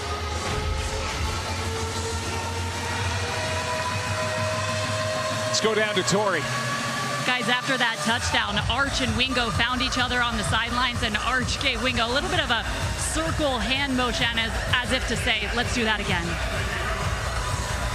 You had a lot of favorite receivers over your long college and pro career, and you just know when that connection is starting to work. And it wasn't working the first 3 weeks. There was stuff that was open down the field with Ryan Wingo, and you could see the frustration mounting. This has got to feel really good for both Ryan Wingo and Arch Manning, who now has 4 total touchdowns. Who was it? Macklin was your guy at Missouri? Jeremy Macklin. Chase Kaufman, Martin Rucker, Denario Alexander. And that's special when you feel that chemistry coming on. Confidence is a big thing too. It's a dangerous thing for opponents when guys have their confidence going. You almost want to be downright cocky. Like some of the best quarterbacks in college football just know they're going to make that throw. The between the ears, we talked about it a lot on this broadcast. That's everything for a quarterback. When you can get that confidence going, it's a good thing. Hunter Watson and the Sam Houston offense. It's been anemic tonight. Coco Brown is going to be dumped behind the line by Colin Simmons, as this defense continues to just be punishing, stifling Sam Houston. That's a loss of 3. You know, right away, first week of the season, you hold Ohio State to 203 yards of offense. But this unit's going to be special. Brown catches it in the backfield, cuts it up. Leonga Lafau angles him out. It's a gain of 7. He'll bring up 3rd down and medium. Sort of been the one play that has worked today for Sam Houston is a little bubble screen, outflanking Texas's defense. But right now, a big 3rd down. Really, Texas got all their starters in. They're just playing man-to-man coverage across the board. Sam Houston's got to get a man beater up. We got 3 guys on the left side of the center to pass rush. He converted once on 3rd down all night. Tipped, incomplete. 4th down is Trey Moore. Good pressure there for Texas.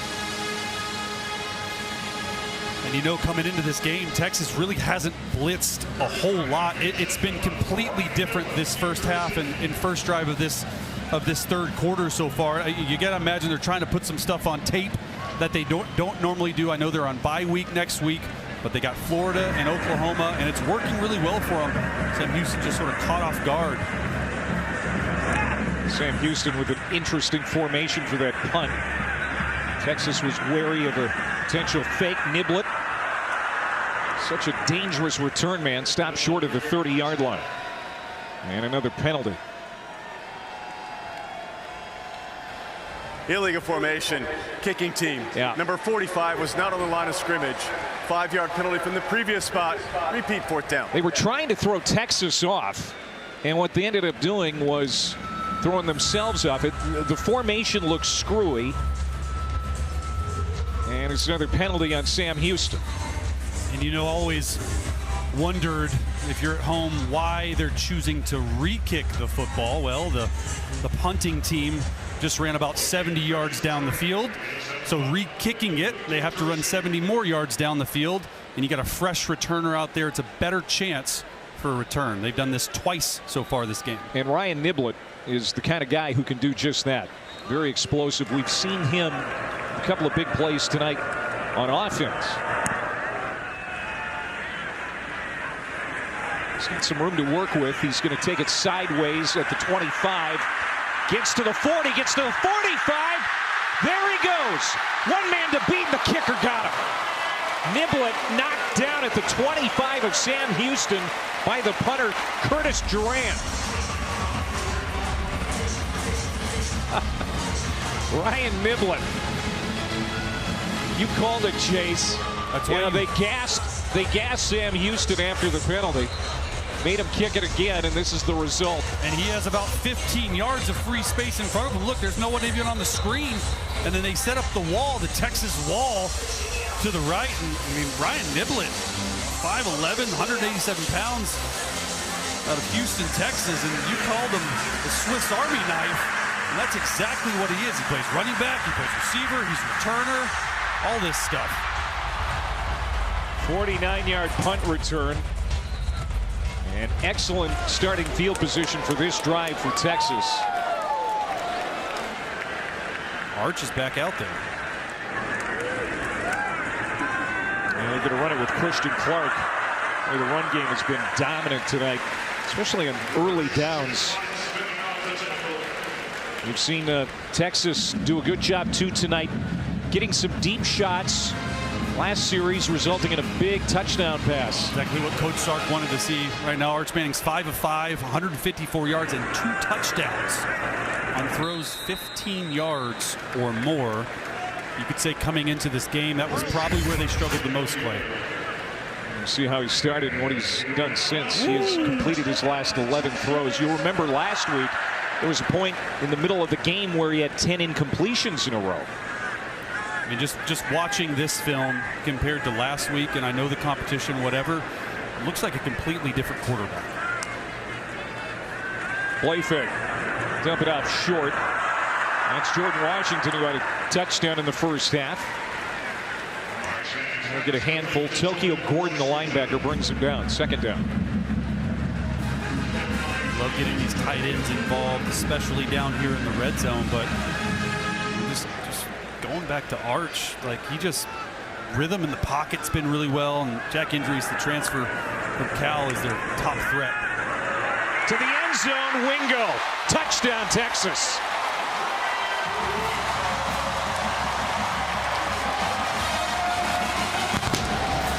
Second touchdown for Ryan Wingo. I think it's safe to say, Clay, Ryan Wingo is back. Touchdowns on the last 2 possessions. They've got their guy.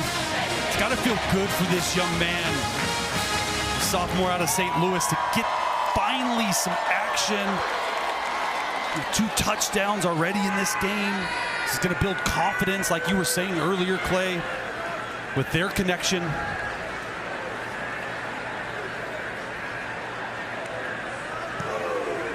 Shipley's extra point, 4 plays, 25 yards in under a minute and a half. Wingo's second touchdown catch. And now Arch with 3 touchdown passes tonight. Sark loves him.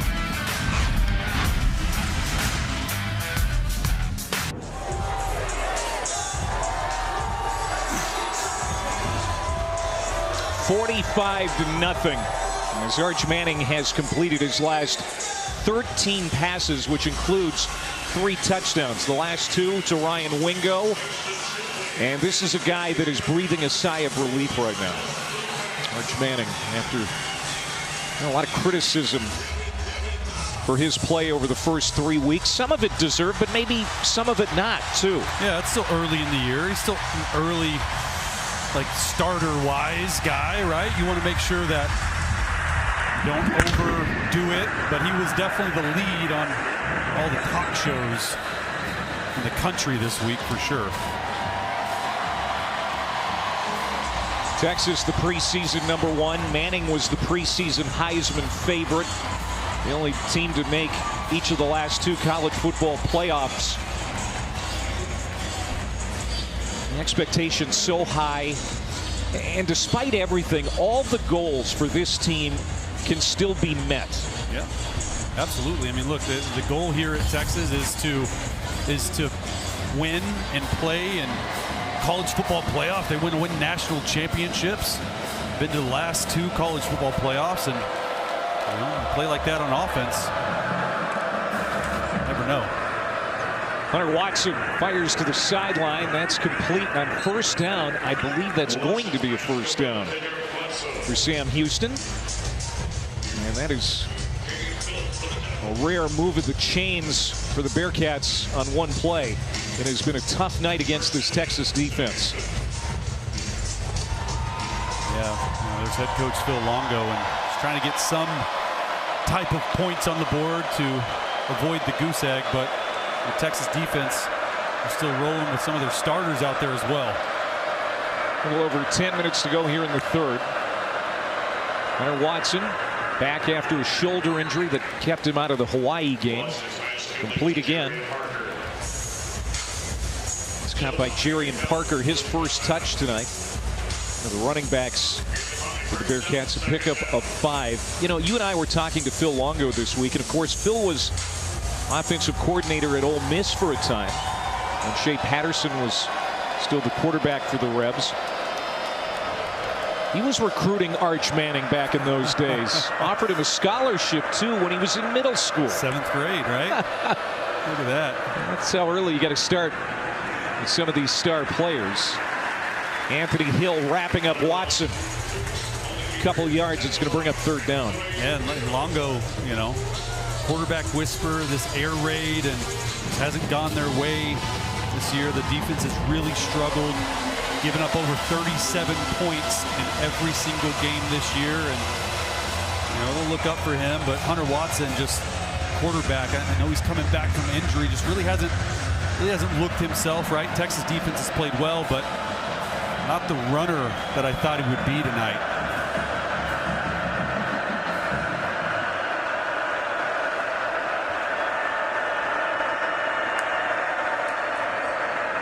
Watson will give it to Parker on 3rd and 2, and he's not going to get there.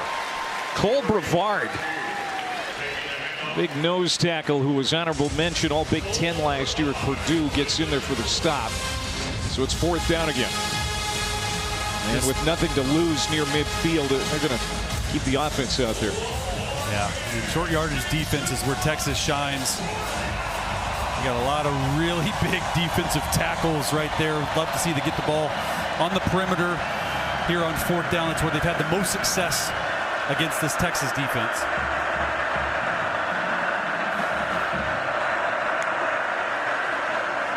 Oh my, hit in the backfield.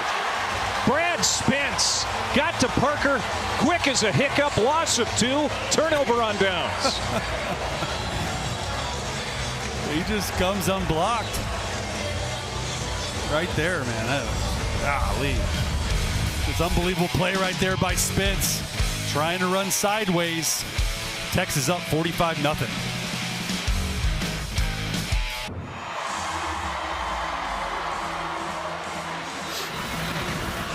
We've been on Arch Watch tonight, and so far he's checking a lot of boxes in a positive way, especially hooking up with his explosive receivers. Yeah, I mean, he's finding guys open down the middle of the field, deep. He just looks a lot more in rhythm, on time. The ball is coming out of his hands where, and then you see with Sark, he's pumped, he's fired up. You can just tell, like, man, that's the weight of the world falling off of his shoulders. And tonight, 320 total yards, really high completion percentage, 3 touchdowns, no interceptions. And he's also run for 2 touchdowns. But Matthew Caldwell is in now, quarterback, as Arch's night is presumably over. And Jared Gibson gets the carry. Matthew Caldwell, a senior out of Auburn, Alabama. Transfer from Troy. This is his 4th program. He's been at Jacksonville State, Gardner-Webb, Troy, and now Texas. Yeah, they really like this guy. They feel like if something were to happen, he'd step in and do a really fine job. Handoff at the middle there. Jared Gibson. And no gain, 3rd down. These are really important reps for a backup quarterback. You never know what's going to happen. It's a long season. I think they have 8 SEC games left out of the last 9, so you want to get your guys some reps. These are really important reps for not only the backup, but the coaching staff as well, to figure out, hey, what does our backup quarterback do well? We're going to see him throw here. He dumps it off short. That's going to be a 1st down catch for Amari Winston. Another true freshman tight end. They are really excited about his receiving skills. They get him open there for a gain of 13. He's what they call the H tight end, so he's the receiving tight end in Texas's offense. And you know, like you said, true freshman, 6'1", 240 pounds. They've had some really good receiving tight ends here in recent years. We talked about Gunnar Helm and all the catches he had last year. Before that, Jatavion Sanders. Both of those guys have gone on to bigger and better things in the NFL. Caldwell with that handoff. Gibson again. So we talked about the running back situation for Texas. Like mentioned before, Trey Wisner, C.J. Baxter, they're hoping to have healthy in time for the brunt of the SEC season. But what you've seen from Clark, Gibson, James Simon, well, they certainly have some depth at that position. Yeah, absolutely. And these guys are getting a really good opportunity to put it on tape. Last week they, according to coaches, missed some of their holes, and this week looks to be running more downhill. 2nd and 9. Bouncing out is Simon. Good vision, but he is chased down, stretched to the sideline. That's going to be a loss of 2. Caleb Holloway, the outside linebacker, making the stop. Here's another 3rd down coming up for Matthew Caldwell in this Texas offense, as Arch Manning has put in a really good night of work. And now the backup quarterback is in. Yeah, my favorite player, the backup quarterback. Let's see if they're going to let him sling the rock right here. Played 14 years in the NFL, primarily as a backup. Yeah. Not a bad gig. Yeah, healthy. Caldwell stands, throws, tipped, and incomplete. Oh, he had him open. Through the hands of Aaron Butler. Redshirt freshman receiver from California. 4th down. Oh, the throw had some hot sauce on it right there, Clay. They're running a double post concept. He's going to win that one back. A little bit of nerves, though, even though it's 45-0. Quick look at this play. A little bit behind them. They're running post in the middle, and Butler gets his hands on it, but it's not an accurate throw. 38-yard attempt for Shipley has been really solid this year. Out of the hold of Jack Bomeister, the punter, who's had a really easy night tonight. We have not called Bomeister's name except for that hold. Under 5 minutes to go. Sark and Texas pouring it on.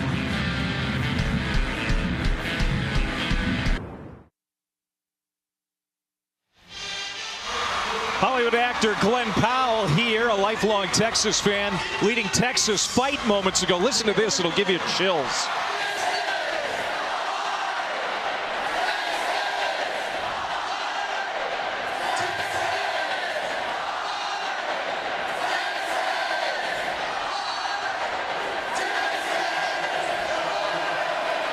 Man, what an atmosphere. Hey, let's go.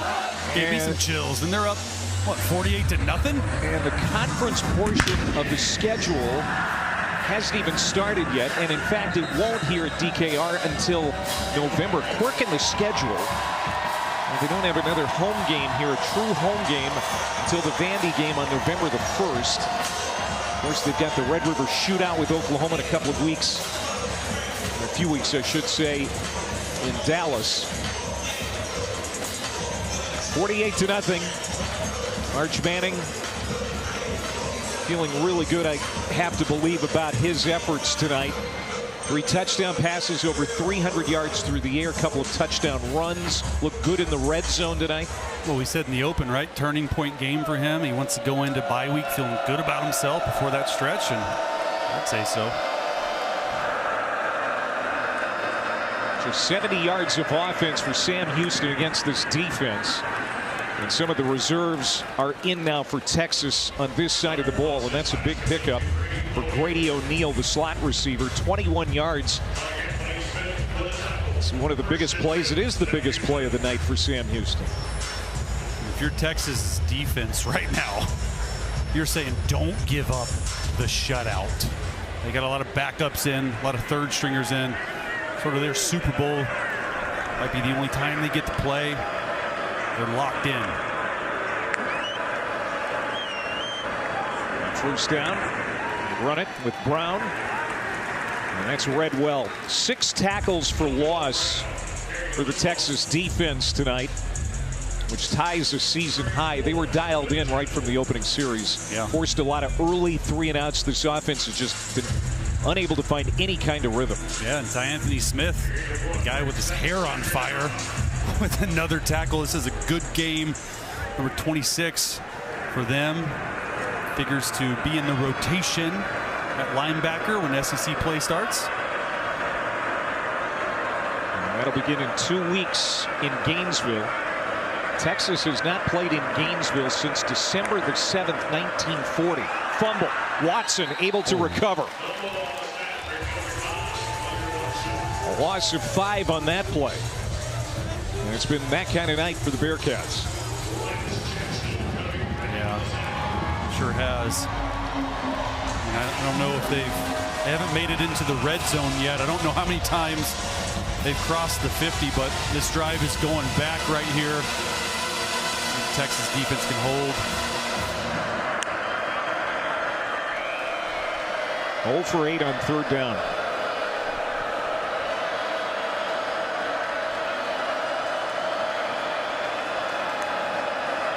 Horns rush 3, and they still flush Watson out of the pocket. He's going to try to run, gets to midfield and takes a shoulder on the sideline. And some words being exchanged on that sideline. It was like a borderline late hit there by Littleton. Yeah. But no flag. Could have gone either way. See Littleton just run him down. This is the guy I said reminds me of Earl Thomas. That's not a late hit. Still at a foot in bounds, and that's what you want to do on the sideline. You can take a shot at the quarterback. Legally, do it. So Niblett back to return another punt. He had a 45-yard punt return earlier tonight. High end-over-end kick by Durand. And it's muffed. Niblett able to get it back on the high bounce inside the 10. Glenn Powell is here, and Tori's looking forward to this interview. Let's go down to Tori. Guys, I'm down here with Texas fan Glenn Powell. Glenn, you went to the Ohio State game. Now you're at this one. What's the difference in the Texas team you've seen in those 2 games? It feels like a totally different team right now. You know, obviously we're here in Austin, Texas. I love the swagger. I love how Arch is going toe-to-toe with everyone out there. You can feel just a different energy in the stadium. You bring up Arch. We have to talk about him. We've talked about him this entire broadcast. What are your thoughts on who he can be for Texas football? Look, at the end of the day, they have the physical prowess to take on anyone. And I think it's just a mental game at this point. And what's really been amazing to watch tonight, it's a great turning point for the Texas team. How about that connection with Ryan Wingo? 2 straight touchdowns to him. I think we'll see more of that this season. What do you think? Ryan Wingo down the straight all day, all season. I'm excited about it. Yeah, it's amazing to watch that connection.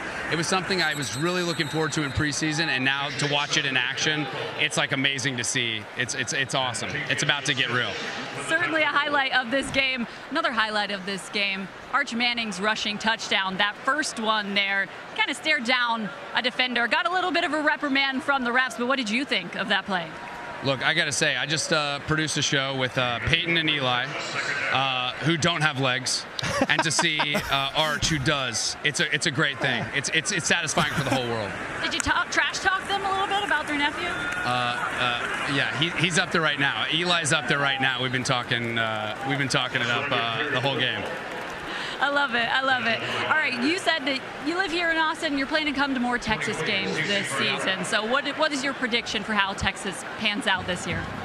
Look, I mean, I've been a Texas fan my whole life. My grandparents went here. My parents went here. Cousins, sisters. So it's like I've grown up a fan my whole life. There's a magic around this team.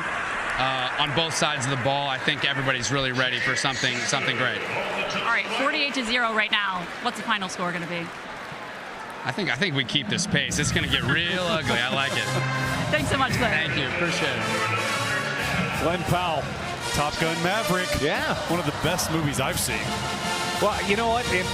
If he were going to write a script about the kind of game that Arch Manning needed to have here tonight, I think that the script would play out kind of like what we've seen here. Did he say Eli Manning? He's in the house. Was in the building? He's in the house, keeping a low profile, apparently. Yeah, you can't write a better script. Oh! Matthew Caldwell taking off. Great fake handoff. The backup quarterback on his feet. All the way to the 21-yard line. Matthew Caldwell, transferred in from Troy this year with the final play of the third quarter. And it's a 61-yard run on the fake. Just a zone read right there and showing off his wheels. The backup quarterback, Matthew Caldwell, he impressed some people with that run. I didn't think he was going to make it. Glenn Powell loves it. Hook 'em horns. All Texas here tonight in Austin.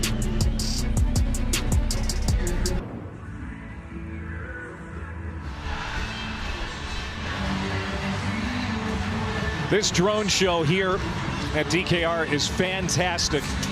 Fans eating it up with a spoon. Again, first night game of the season here. And it has been all Texas from the opening kickoff. Isn't it crazy how they can do that with drones? It looks fake. It's amazing. It does. They just press a button and it does that. 48-0 as we start the fourth quarter. Matthew Caldwell, the backup quarterback for the Horns, with a run of 50 yards on the play that ended the third. That is a loss of 2 to start the fourth. As Christian Clark is brought down. Been very few negative plays tonight for the Texas offense. They've stayed on track from really after the first play when it got tipped. And haven't looked back since. This is easily, I know, the opponent, their best offensive output of the year. Caldwell slant route that is caught. Butler. He's making an impression here in the second half. Gets it to the 8-yard line. A gain of 17 for Aaron Butler. So deep at skill position, Texas is, right? This NIL stuff, you just can buy players, and their depth is excellent. Clark makes a hit on the right side and leans ahead to the 5-yard line. This defense probably was exactly what the doctor ordered for Arch Manning, right? Near the bottom of the FBS in every category coming into the night. With that said, it's still an FBS defense. Yeah, and you want to be able to execute at a high level. You know, Coach Sark told us in meetings, we don't care about the opponent. We want to go out there and play our plays. They took shots down the field. Offensive line, I thought, for the most part, played really well.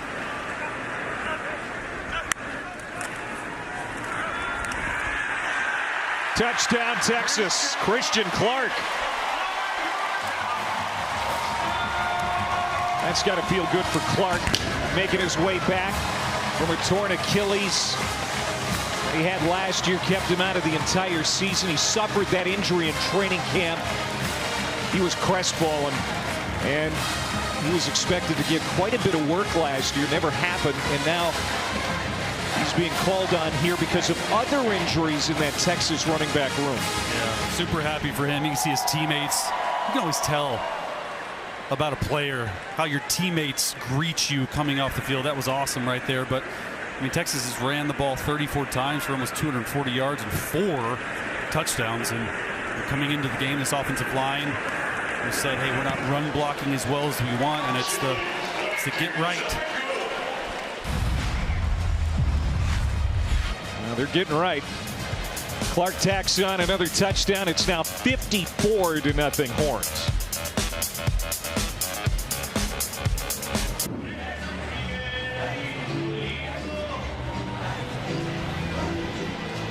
Some of the best mariachi music in the world north of the border. Right here in Austin, Texas. 55-0 Horns. We had some good food last night at Matt's El Rancho. They had a lot of mariachi music playing last night as we were enjoying our meal. A Bob's Dip. Really good food in this town. He's Chase Daniel. I'm Clay Matt. Victoria Petrie down on the sideline. And Sam Houston's going to have another touchback to start at the 25. You were the Big 12 Player of the Year back in the day, 2007. And, you know, you put up some pretty good numbers at Missouri. And, you know, you played toe-to-toe with Texas. Colt McCoy was the quarterback. Oh, no, not for the Horns. Here's your one appearance in this building. Back in 2008, number 11 Missouri at number 1 Texas. And it was a 35-0 lead for Texas at halftime. But hold on to yourself. Here comes Chase Daniel and Mizzou coming back, but not coming back far enough. 56-31 was the final. What else do you remember from that game? Well, I remember that I need to have facial hair moving forward always, because no beard chase is not good. It's quite a shootout. Yeah, we got our butts whooped. 650 yards of offense combined through the air. Texas was really good that year. You guys were really good in 2007 and 2008 as Watson slides ahead for a gain of 9. You got on the cover of Sports Illustrated one year, and of course you were invited to New York. You were finalist for the Heisman Trophy. Yeah. Some great moments in your career. Yeah, we had fun. Seems like so long ago. You know, we went with Tim Tebow, Colt Brennan, and Darren McFadden. College football people know those names, and what a fun experience to be up in New York and to have the whole Mizzou contingent with us and to represent them. And yeah, got the #1 in the nation that year too. Couldn't quite pull it off. There's 4 first downs for Sam Houston, trying to pick one up here on 3rd and short. Coco Brown got the handoff. A flag, could be a face mask here. Face mask, defense number 14. 15-yard penalty added to the end of the run, includes an automatic first down. So just the 5th first down now. And this one comes via the penalty. Got good eyes. How'd you see that? The great Dave Kelly helping out, as he always does. You know, we were talking about Colt McCoy. Yeah. And you had a nice conversation with him on the phone today about what he told Arch Manning and what he hoped to see tonight. You think he's been satisfied? Yeah. I think you need to start talking to Colt McCoy before every game. And, you know, was able to talk with Colt today and just get a little inside information on what was said. And it was really just the fact Texas defense stops him right here, that, you know, the pressure that you face as a quarterback for the University of Texas, right? Colt, he came right after probably one of the greatest quarterbacks in college football history, in Vince Young. Vince Young obviously got Texas to that national championship, and you know, Colt and Arch just talked about, hey, what it's like to be a Texas quarterback, what goes into it.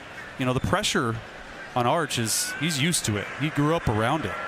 I think it's just mental sometimes with him, and he got over that mental roadblock tonight with a great performance. 2nd down, Watson over the middle, had a receiver wide open, and goes right through the hands of Grady O'Neal, who followed Phil Longo from Madison, Wisconsin. He was a Badger last year. One thing you and I noticed in talking to Arch yesterday, and we talked to him for probably a half an hour. He was very upfront about, you know, his play and how he felt he was going to turn it around starting tonight. He's got thick skin. Yeah. You know, nothing seems to bother him. You know, and you'll admit it hasn't been easy, but you can tell he has a really good countenance. And he's got a short memory, and I think that's really what is needed to play quarterback at this level. Watson airing it out, sideline, and that's going to drift out of play. And you really just want to, you know, it's really called the next play mentality. And Coach Sark told us about it, and I know Arch knows it too, but whether it's a good play or a bad play, just move on, right? And I think at times this year, Arch maybe would overthink some things if he missed something or mechanically he wasn't right. And, you know, that's just pressure. And you're going to have pressure as a starting quarterback for the University of Texas. But going through these low points and working through it and figuring it out, that's where real growth is. It's going to be fair caught by Dalen McCutcheon, a true freshman who's in now fielding punts. Arch Manning's night has been long over. This game has been long over, but we still have plenty to talk about, especially Chase. He likes to talk. Oh.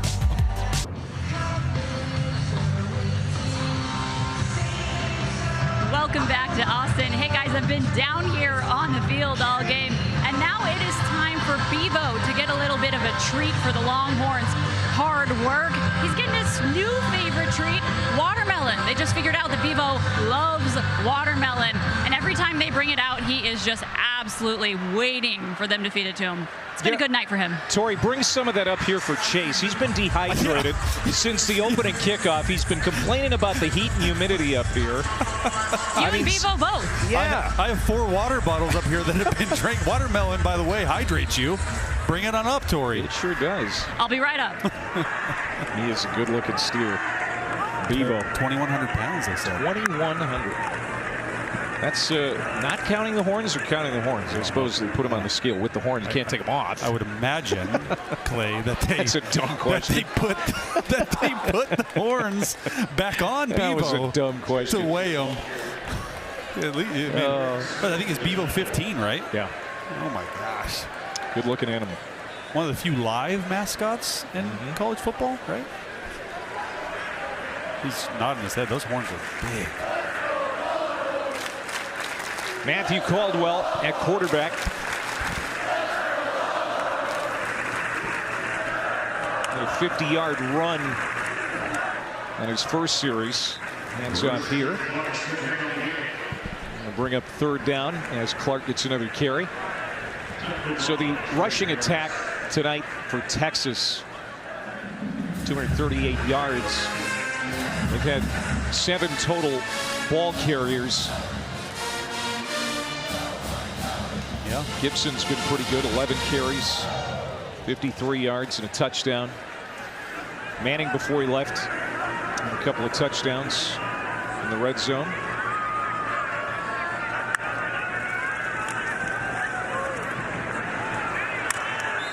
Jamie French, 4-star recruit in the class of 2025 with his first catch tonight. Gain of 5. They came in 9th in the SEC in rushing yards per game at 182 yards. And if they can run the football like this against SEC opponents, really protect Arch, get that receiving group going. And even Sark told us, like, hey, like with a defense like this, right, Clay, we don't have to be hitting on all cylinders right now. We don't have to be perfect. It's obviously the goal, the expectation, get as close to perfect as they can. But, you know, this defense is giving them a lot of latitude right now as Clark takes off for another good run. Great word, latitude. Yeah. It's true, though, right? Like, veteran defense, and, you know, I've been a part of some teams where there's not a lot of offense coming back. It takes some time to gel. You always want a good defense back, right? Like, you know you're not having to score 40 points a game. It takes the pressure off of you. Of course, you're going to have your own pressure, and Coach Sark is one of the great offensive minds of the game, but you just need to stay with it. It'll come. James Simon, the carry for the true freshman. Steve Sarkisian. This is year 5 now. He's taken Texas to the last 2 college football playoffs. Of course, they were the preseason #1 team coming into 2025. And in the loss at the Horseshoe to the now #1 team in the country, Ohio State, at the end of the year, provided that they keep winning games, get things cleaned up, it's not going to hurt them as far as their goals. Not at all, especially how it's set up in today's college football playoff, right? The new expanded model, and I mean, they're about to go through a gauntlet of SEC teams, and you know, they're going to get tested. They really haven't been tested this year outside of Ohio State, but still good to put it on film, get a bye week, get the kinks ironed out. Malik Lockett, true freshman receiver who Sark thinks is going to have a bright future. Drop for a loss on that play. You know, this is one of the few programs around the country that is run like an NFL program. They had 12 guys, Clay, 12 guys drafted last year. It's just an abundance of talent consistently. Obviously, they almost have a blank check. They can buy whoever they want, but it's the coaching at the end of the day that matters. It's the development. And Texas is going to call a timeout. Texas has called their first time out of the half.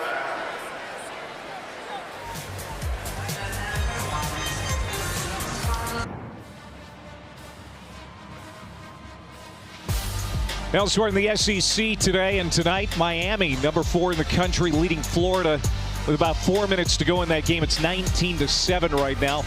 That is Texas's next opponent in the swamp, Florida.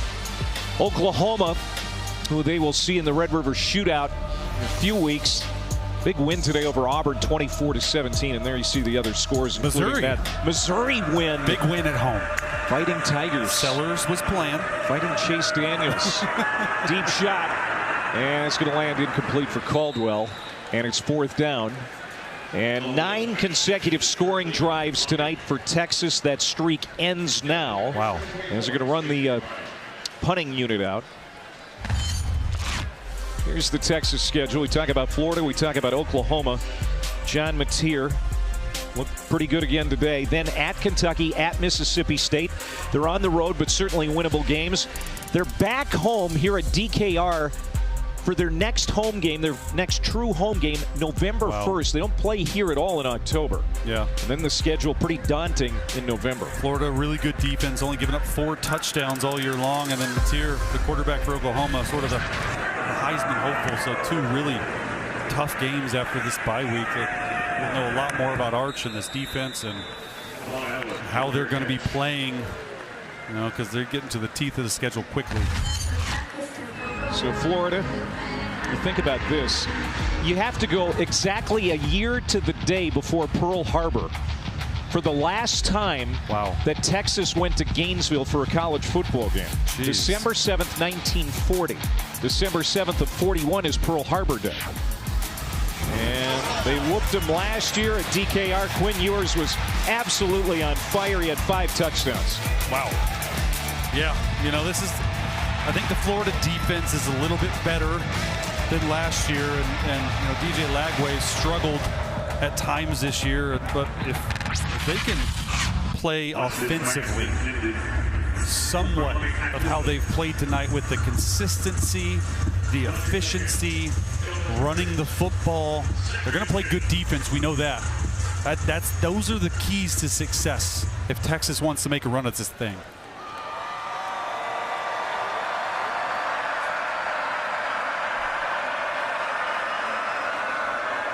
Just 106 yards of total offense for Sam Houston.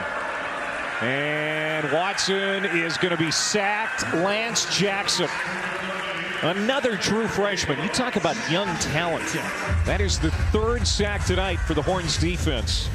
I mean, they've got it in droves. It's almost an embarrassment of riches as far as true freshman talent on this roster. They have 4 true freshmen on the defensive side of the ball that play a lot of snaps, right? Grayson Littleton, I think, has got a chance to be really good, but Lance Jackson, 6'5", 254. I mean, they just throw these guys left and right. Texarkana. So Texas will get it back. Chance to run out the clock.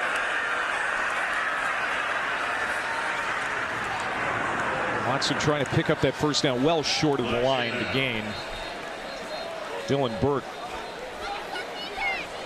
and been flagged here.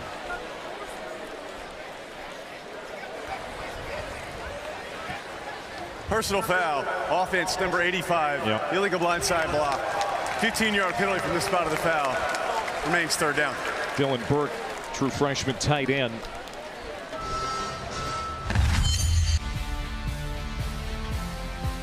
Well, after the game, head over to the SEC Network for a complete recap of all of the games we've been talking about here in Week 4.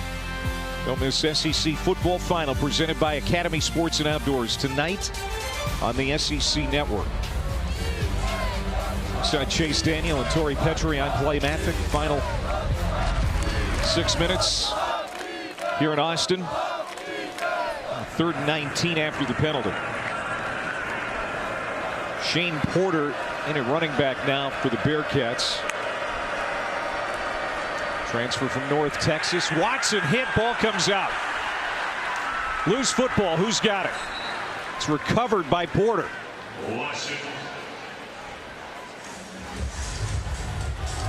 Well, that is one thing that, Sam Houston has pretty much avoided tonight. Colossal mistakes as far as turnovers, but here was another opportunity for Texas as Smith Orogbo came in off the edge and popped that one loose.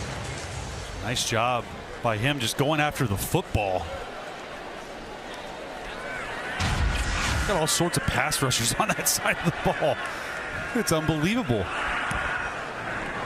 Punt from the end zone and not a good one. It's going to take a good Bearcats roll, though, inside the Longhorn side of the field. And it'll lay dead at the 47. With 4:45 to go. Steve Sarkisian mentioned to us yesterday that he really wanted to see KJ Lacey, the freshman quarterback from Alabama, get some reps tonight if he could help it. We'll see if that's the case here. But Look at this. The last 2 seasons, these are the 50-point games that Texas has been able to collect. This will be the first of 2025. Sark still angry about some substitution issues. He's coaching till it hits 0. And it will be K.J. Lacey at quarterback. Alabama's Mr. Football last year, 4-star recruit. Give him an easy play on first down. Hand off to Christian Clark. K.J. Lacey, the number 2 passer in state history in the state of Alabama. They are really liking what they are seeing since he came to the 40 acres. They know he's got a lot of arm talent. Yeah, they really like him. I mean, a lot. Like he's 6 foot, so the other 2 guys, Arch Manning 6'4", Matthew Caldwell 6'4", but he could really move around in the pocket. Maybe not prototypical size, but he's a true freshman. Anytime you can get some play time as a true freshman, you love it. Clark, good run. Flag comes in from the secondary. It's a first down run for Clark.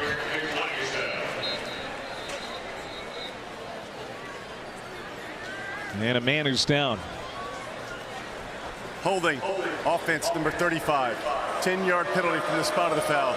Repeat second down. So the play is going to come back. A man down here for Sam Houston. And in a game like this late, you really hate to see somebody down on the field. And that's the case here for the Bearcats.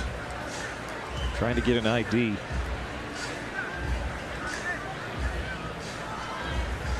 That is A.J. Sargent, big nose tackle. Senior out of Peoria, Illinois. Sam Houston, their next game is going to be on a Thursday night, October the 2nd, at New Mexico State, as weekday CUSA games start in October. They're not playing any home games this year in Huntsville.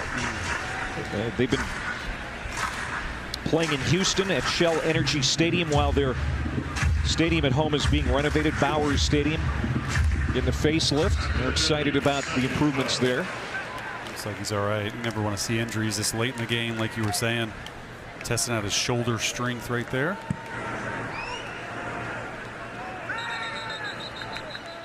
And this is going to be a false start. False this start. Tends to happen. Offense number 7. 5-yard penalty. Remains second down. And a lot of second and third stringers in there, and they lack cohesiveness. Penalties just remain a problem. Came in last, or worse in the FBS and penalty yard differential.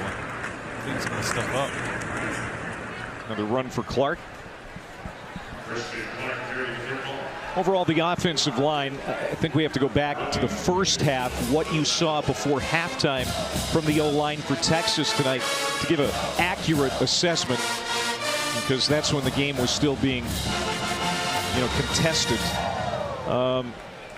O-line coach, offensive coordinator Kyle Flood, he was looking for cleaner play. He was looking for more push up front. Do you think Texas saw that tonight? Yeah, absolutely, in the run game. And I think coming in, just studying it, that's sort of where they struggled. Nice throw. Lacey, a bullet.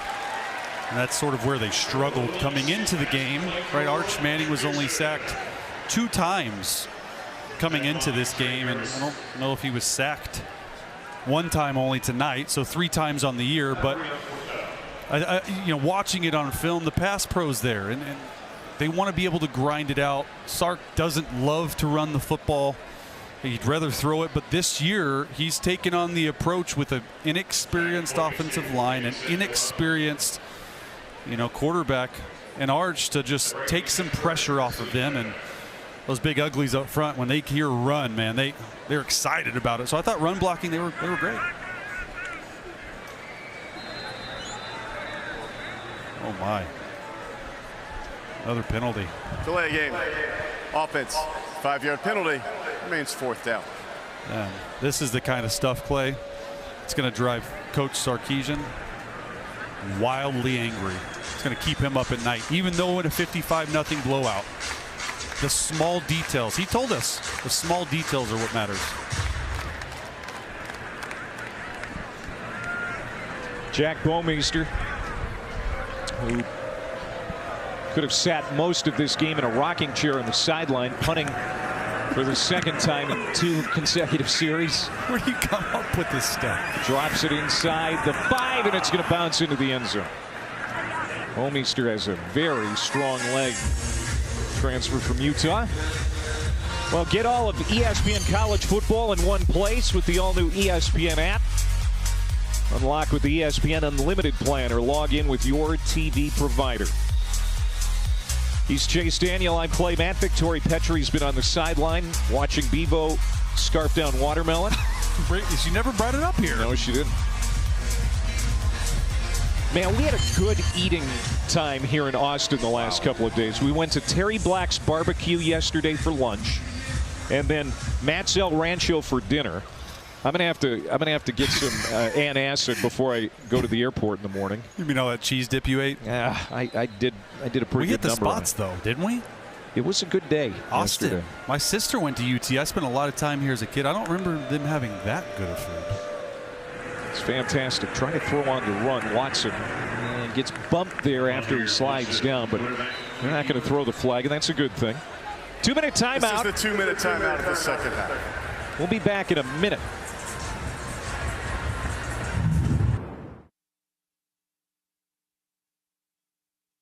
The College Football Playoff begins December 19th and concludes with the National Championship January 19th on ESPN. Texas has played for that championship the last 2 years, making each of the last 2 college football playoffs. And advancing to the semifinals. Texas ready to go to 3-1. And at 59 left.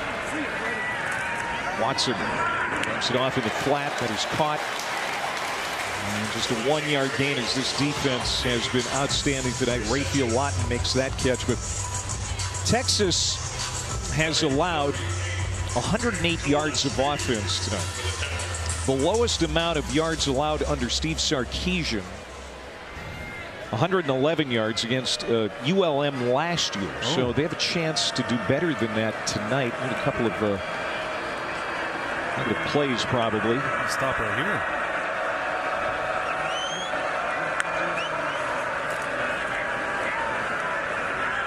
That might blow that out of the water. Watson, good run, gets to the 40, first down and more. Hunter Watson tonight, 13 of 24 passing, 86 yards. The pass game pretty much non-existent beyond 5 yards. A lot of stuff to the flat. Screen passes, but just nothing downfield for Sam Houston. Yeah, it's just Texas just playing bully ball, just manning up across the board, saying we're better than you. It's been a tough go tonight for Sam Houston. And that's incomplete. Smith-Mack, the intended receiver. Conference USA, Sam Houston competes in that league. Delaware and Missouri State joining that conference this season, moving to the FBS. UTEP, who Texas played last week, leaving for the Mountain West next year as Conference USA continues to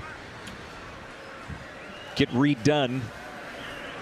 Sam Houston hoping to get through this non-conference schedule and better luck once league play gets underway in earnest. And that's going to be a loss.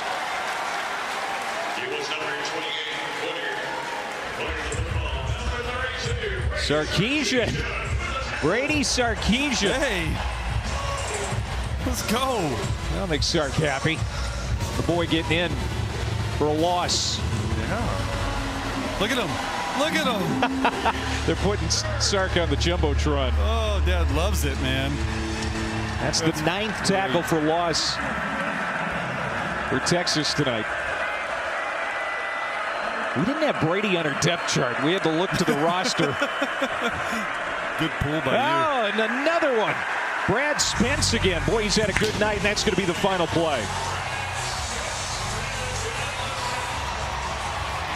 This is the kind of night Texas fans were hungry for. Yeah, it's against a winless Sam Houston team, but a win's a win. Arch Manning played well. The defense was outstanding again tonight. And Steve Sarkisian and the boys will go into the bye week 3-1 and get ready for SEC play. Yeah, the story of the night, without a doubt, is Arch Manning right here. It's been his night on the ground, in the air. You see him right here, going to taunt. Got that swagger about him. Moving up in the pocket right here. Nice pocket movement, nice throw to his tight end, and then he's just fired up. Like, you just see the rhythm, and then this one I thought was his best throw of the year. Just an absolute bullet between two defenders on the run to Moore Jr., and then he's getting into the end zone again. 5 total touchdowns on the night to Arch, and here it is to Wingo as well. I mean, this was an absolute dime. Drop it down the chimney. Presents from Santa Claus, and there, Arch Manning. It's like a different dude, man. 309 yards through the air. I mean, the efficiency, 18 of 21, 3 passing touchdowns. Also ran for a couple of touchdowns. He looked much more confident, especially in the red zone. Let's go down to Tori. Guys, I'm down here with Ryan Wingo and Arch Manning. Guys, what a game for this offense. There was so much talk this week about wanting to get in an offensive flow and have more fun. What was working tonight? Yeah, it took us a few weeks to get the rhythm, but finally got the ball to this guy, so it was fun tonight. Ryan, speaking of getting the ball to you, that deep pass to you, what did you see on that play? I just knew he was going to give me the ball. I just got to be in the right spot, and I knew he was going to be able to get it to me. Arch, we talked so much this week about how you wanted to get this guy involved and how important that would be tonight. What kind of confidence does that give you when you finally get him involved? Yeah, I know the type of playmaker he is. Just got to get him the ball and let him get to work. We saw a lot of motion from you tonight. Why did that come out tonight? I don't know, I think it was a little built-up frustration, so it was kind of fun to let it out. Speaking of fun, you wanted to have more fun this week. How did you feel on the field? Felt great. It felt like we had a lot of fun as an offense and as a team in general, so got to keep it going into Florida. Ryan, you head into a bye week now. What kind of confidence does it give you guys to be able to end this first couple weeks of the season on a win, on a dominant performance as you head into your bye before SEC play? Yeah, I think we got to keep stacking. Everybody get their bodies right, and then go into Florida with the same mindset we had coming into this week. I got to ask you about this guy's emotion tonight. What did it mean to you guys as teammates to see him have that? Yeah, I think, like I said, he our leader. So whenever he got that juice, got that, like you said, that emotion, it give it to all of us. And I feel like, yeah, I kind of got to see that today. Thank you guys so much. Thank you so much. Have a good one. Thanks, Story. Well, Arch will be making his first career road start in the SEC in a couple of weeks when they go to the Swamp. Hey, yeah, I mean, the dude played well. Weight of the world on his shoulders. The Manning family name, all that. He came through tonight in a big way. 55-0 Texas over Sam Houston. For Chase Daniel, Tori Petrie, and our entire SEC Network college football team, I'm Clay Matvick saying so long from Austin.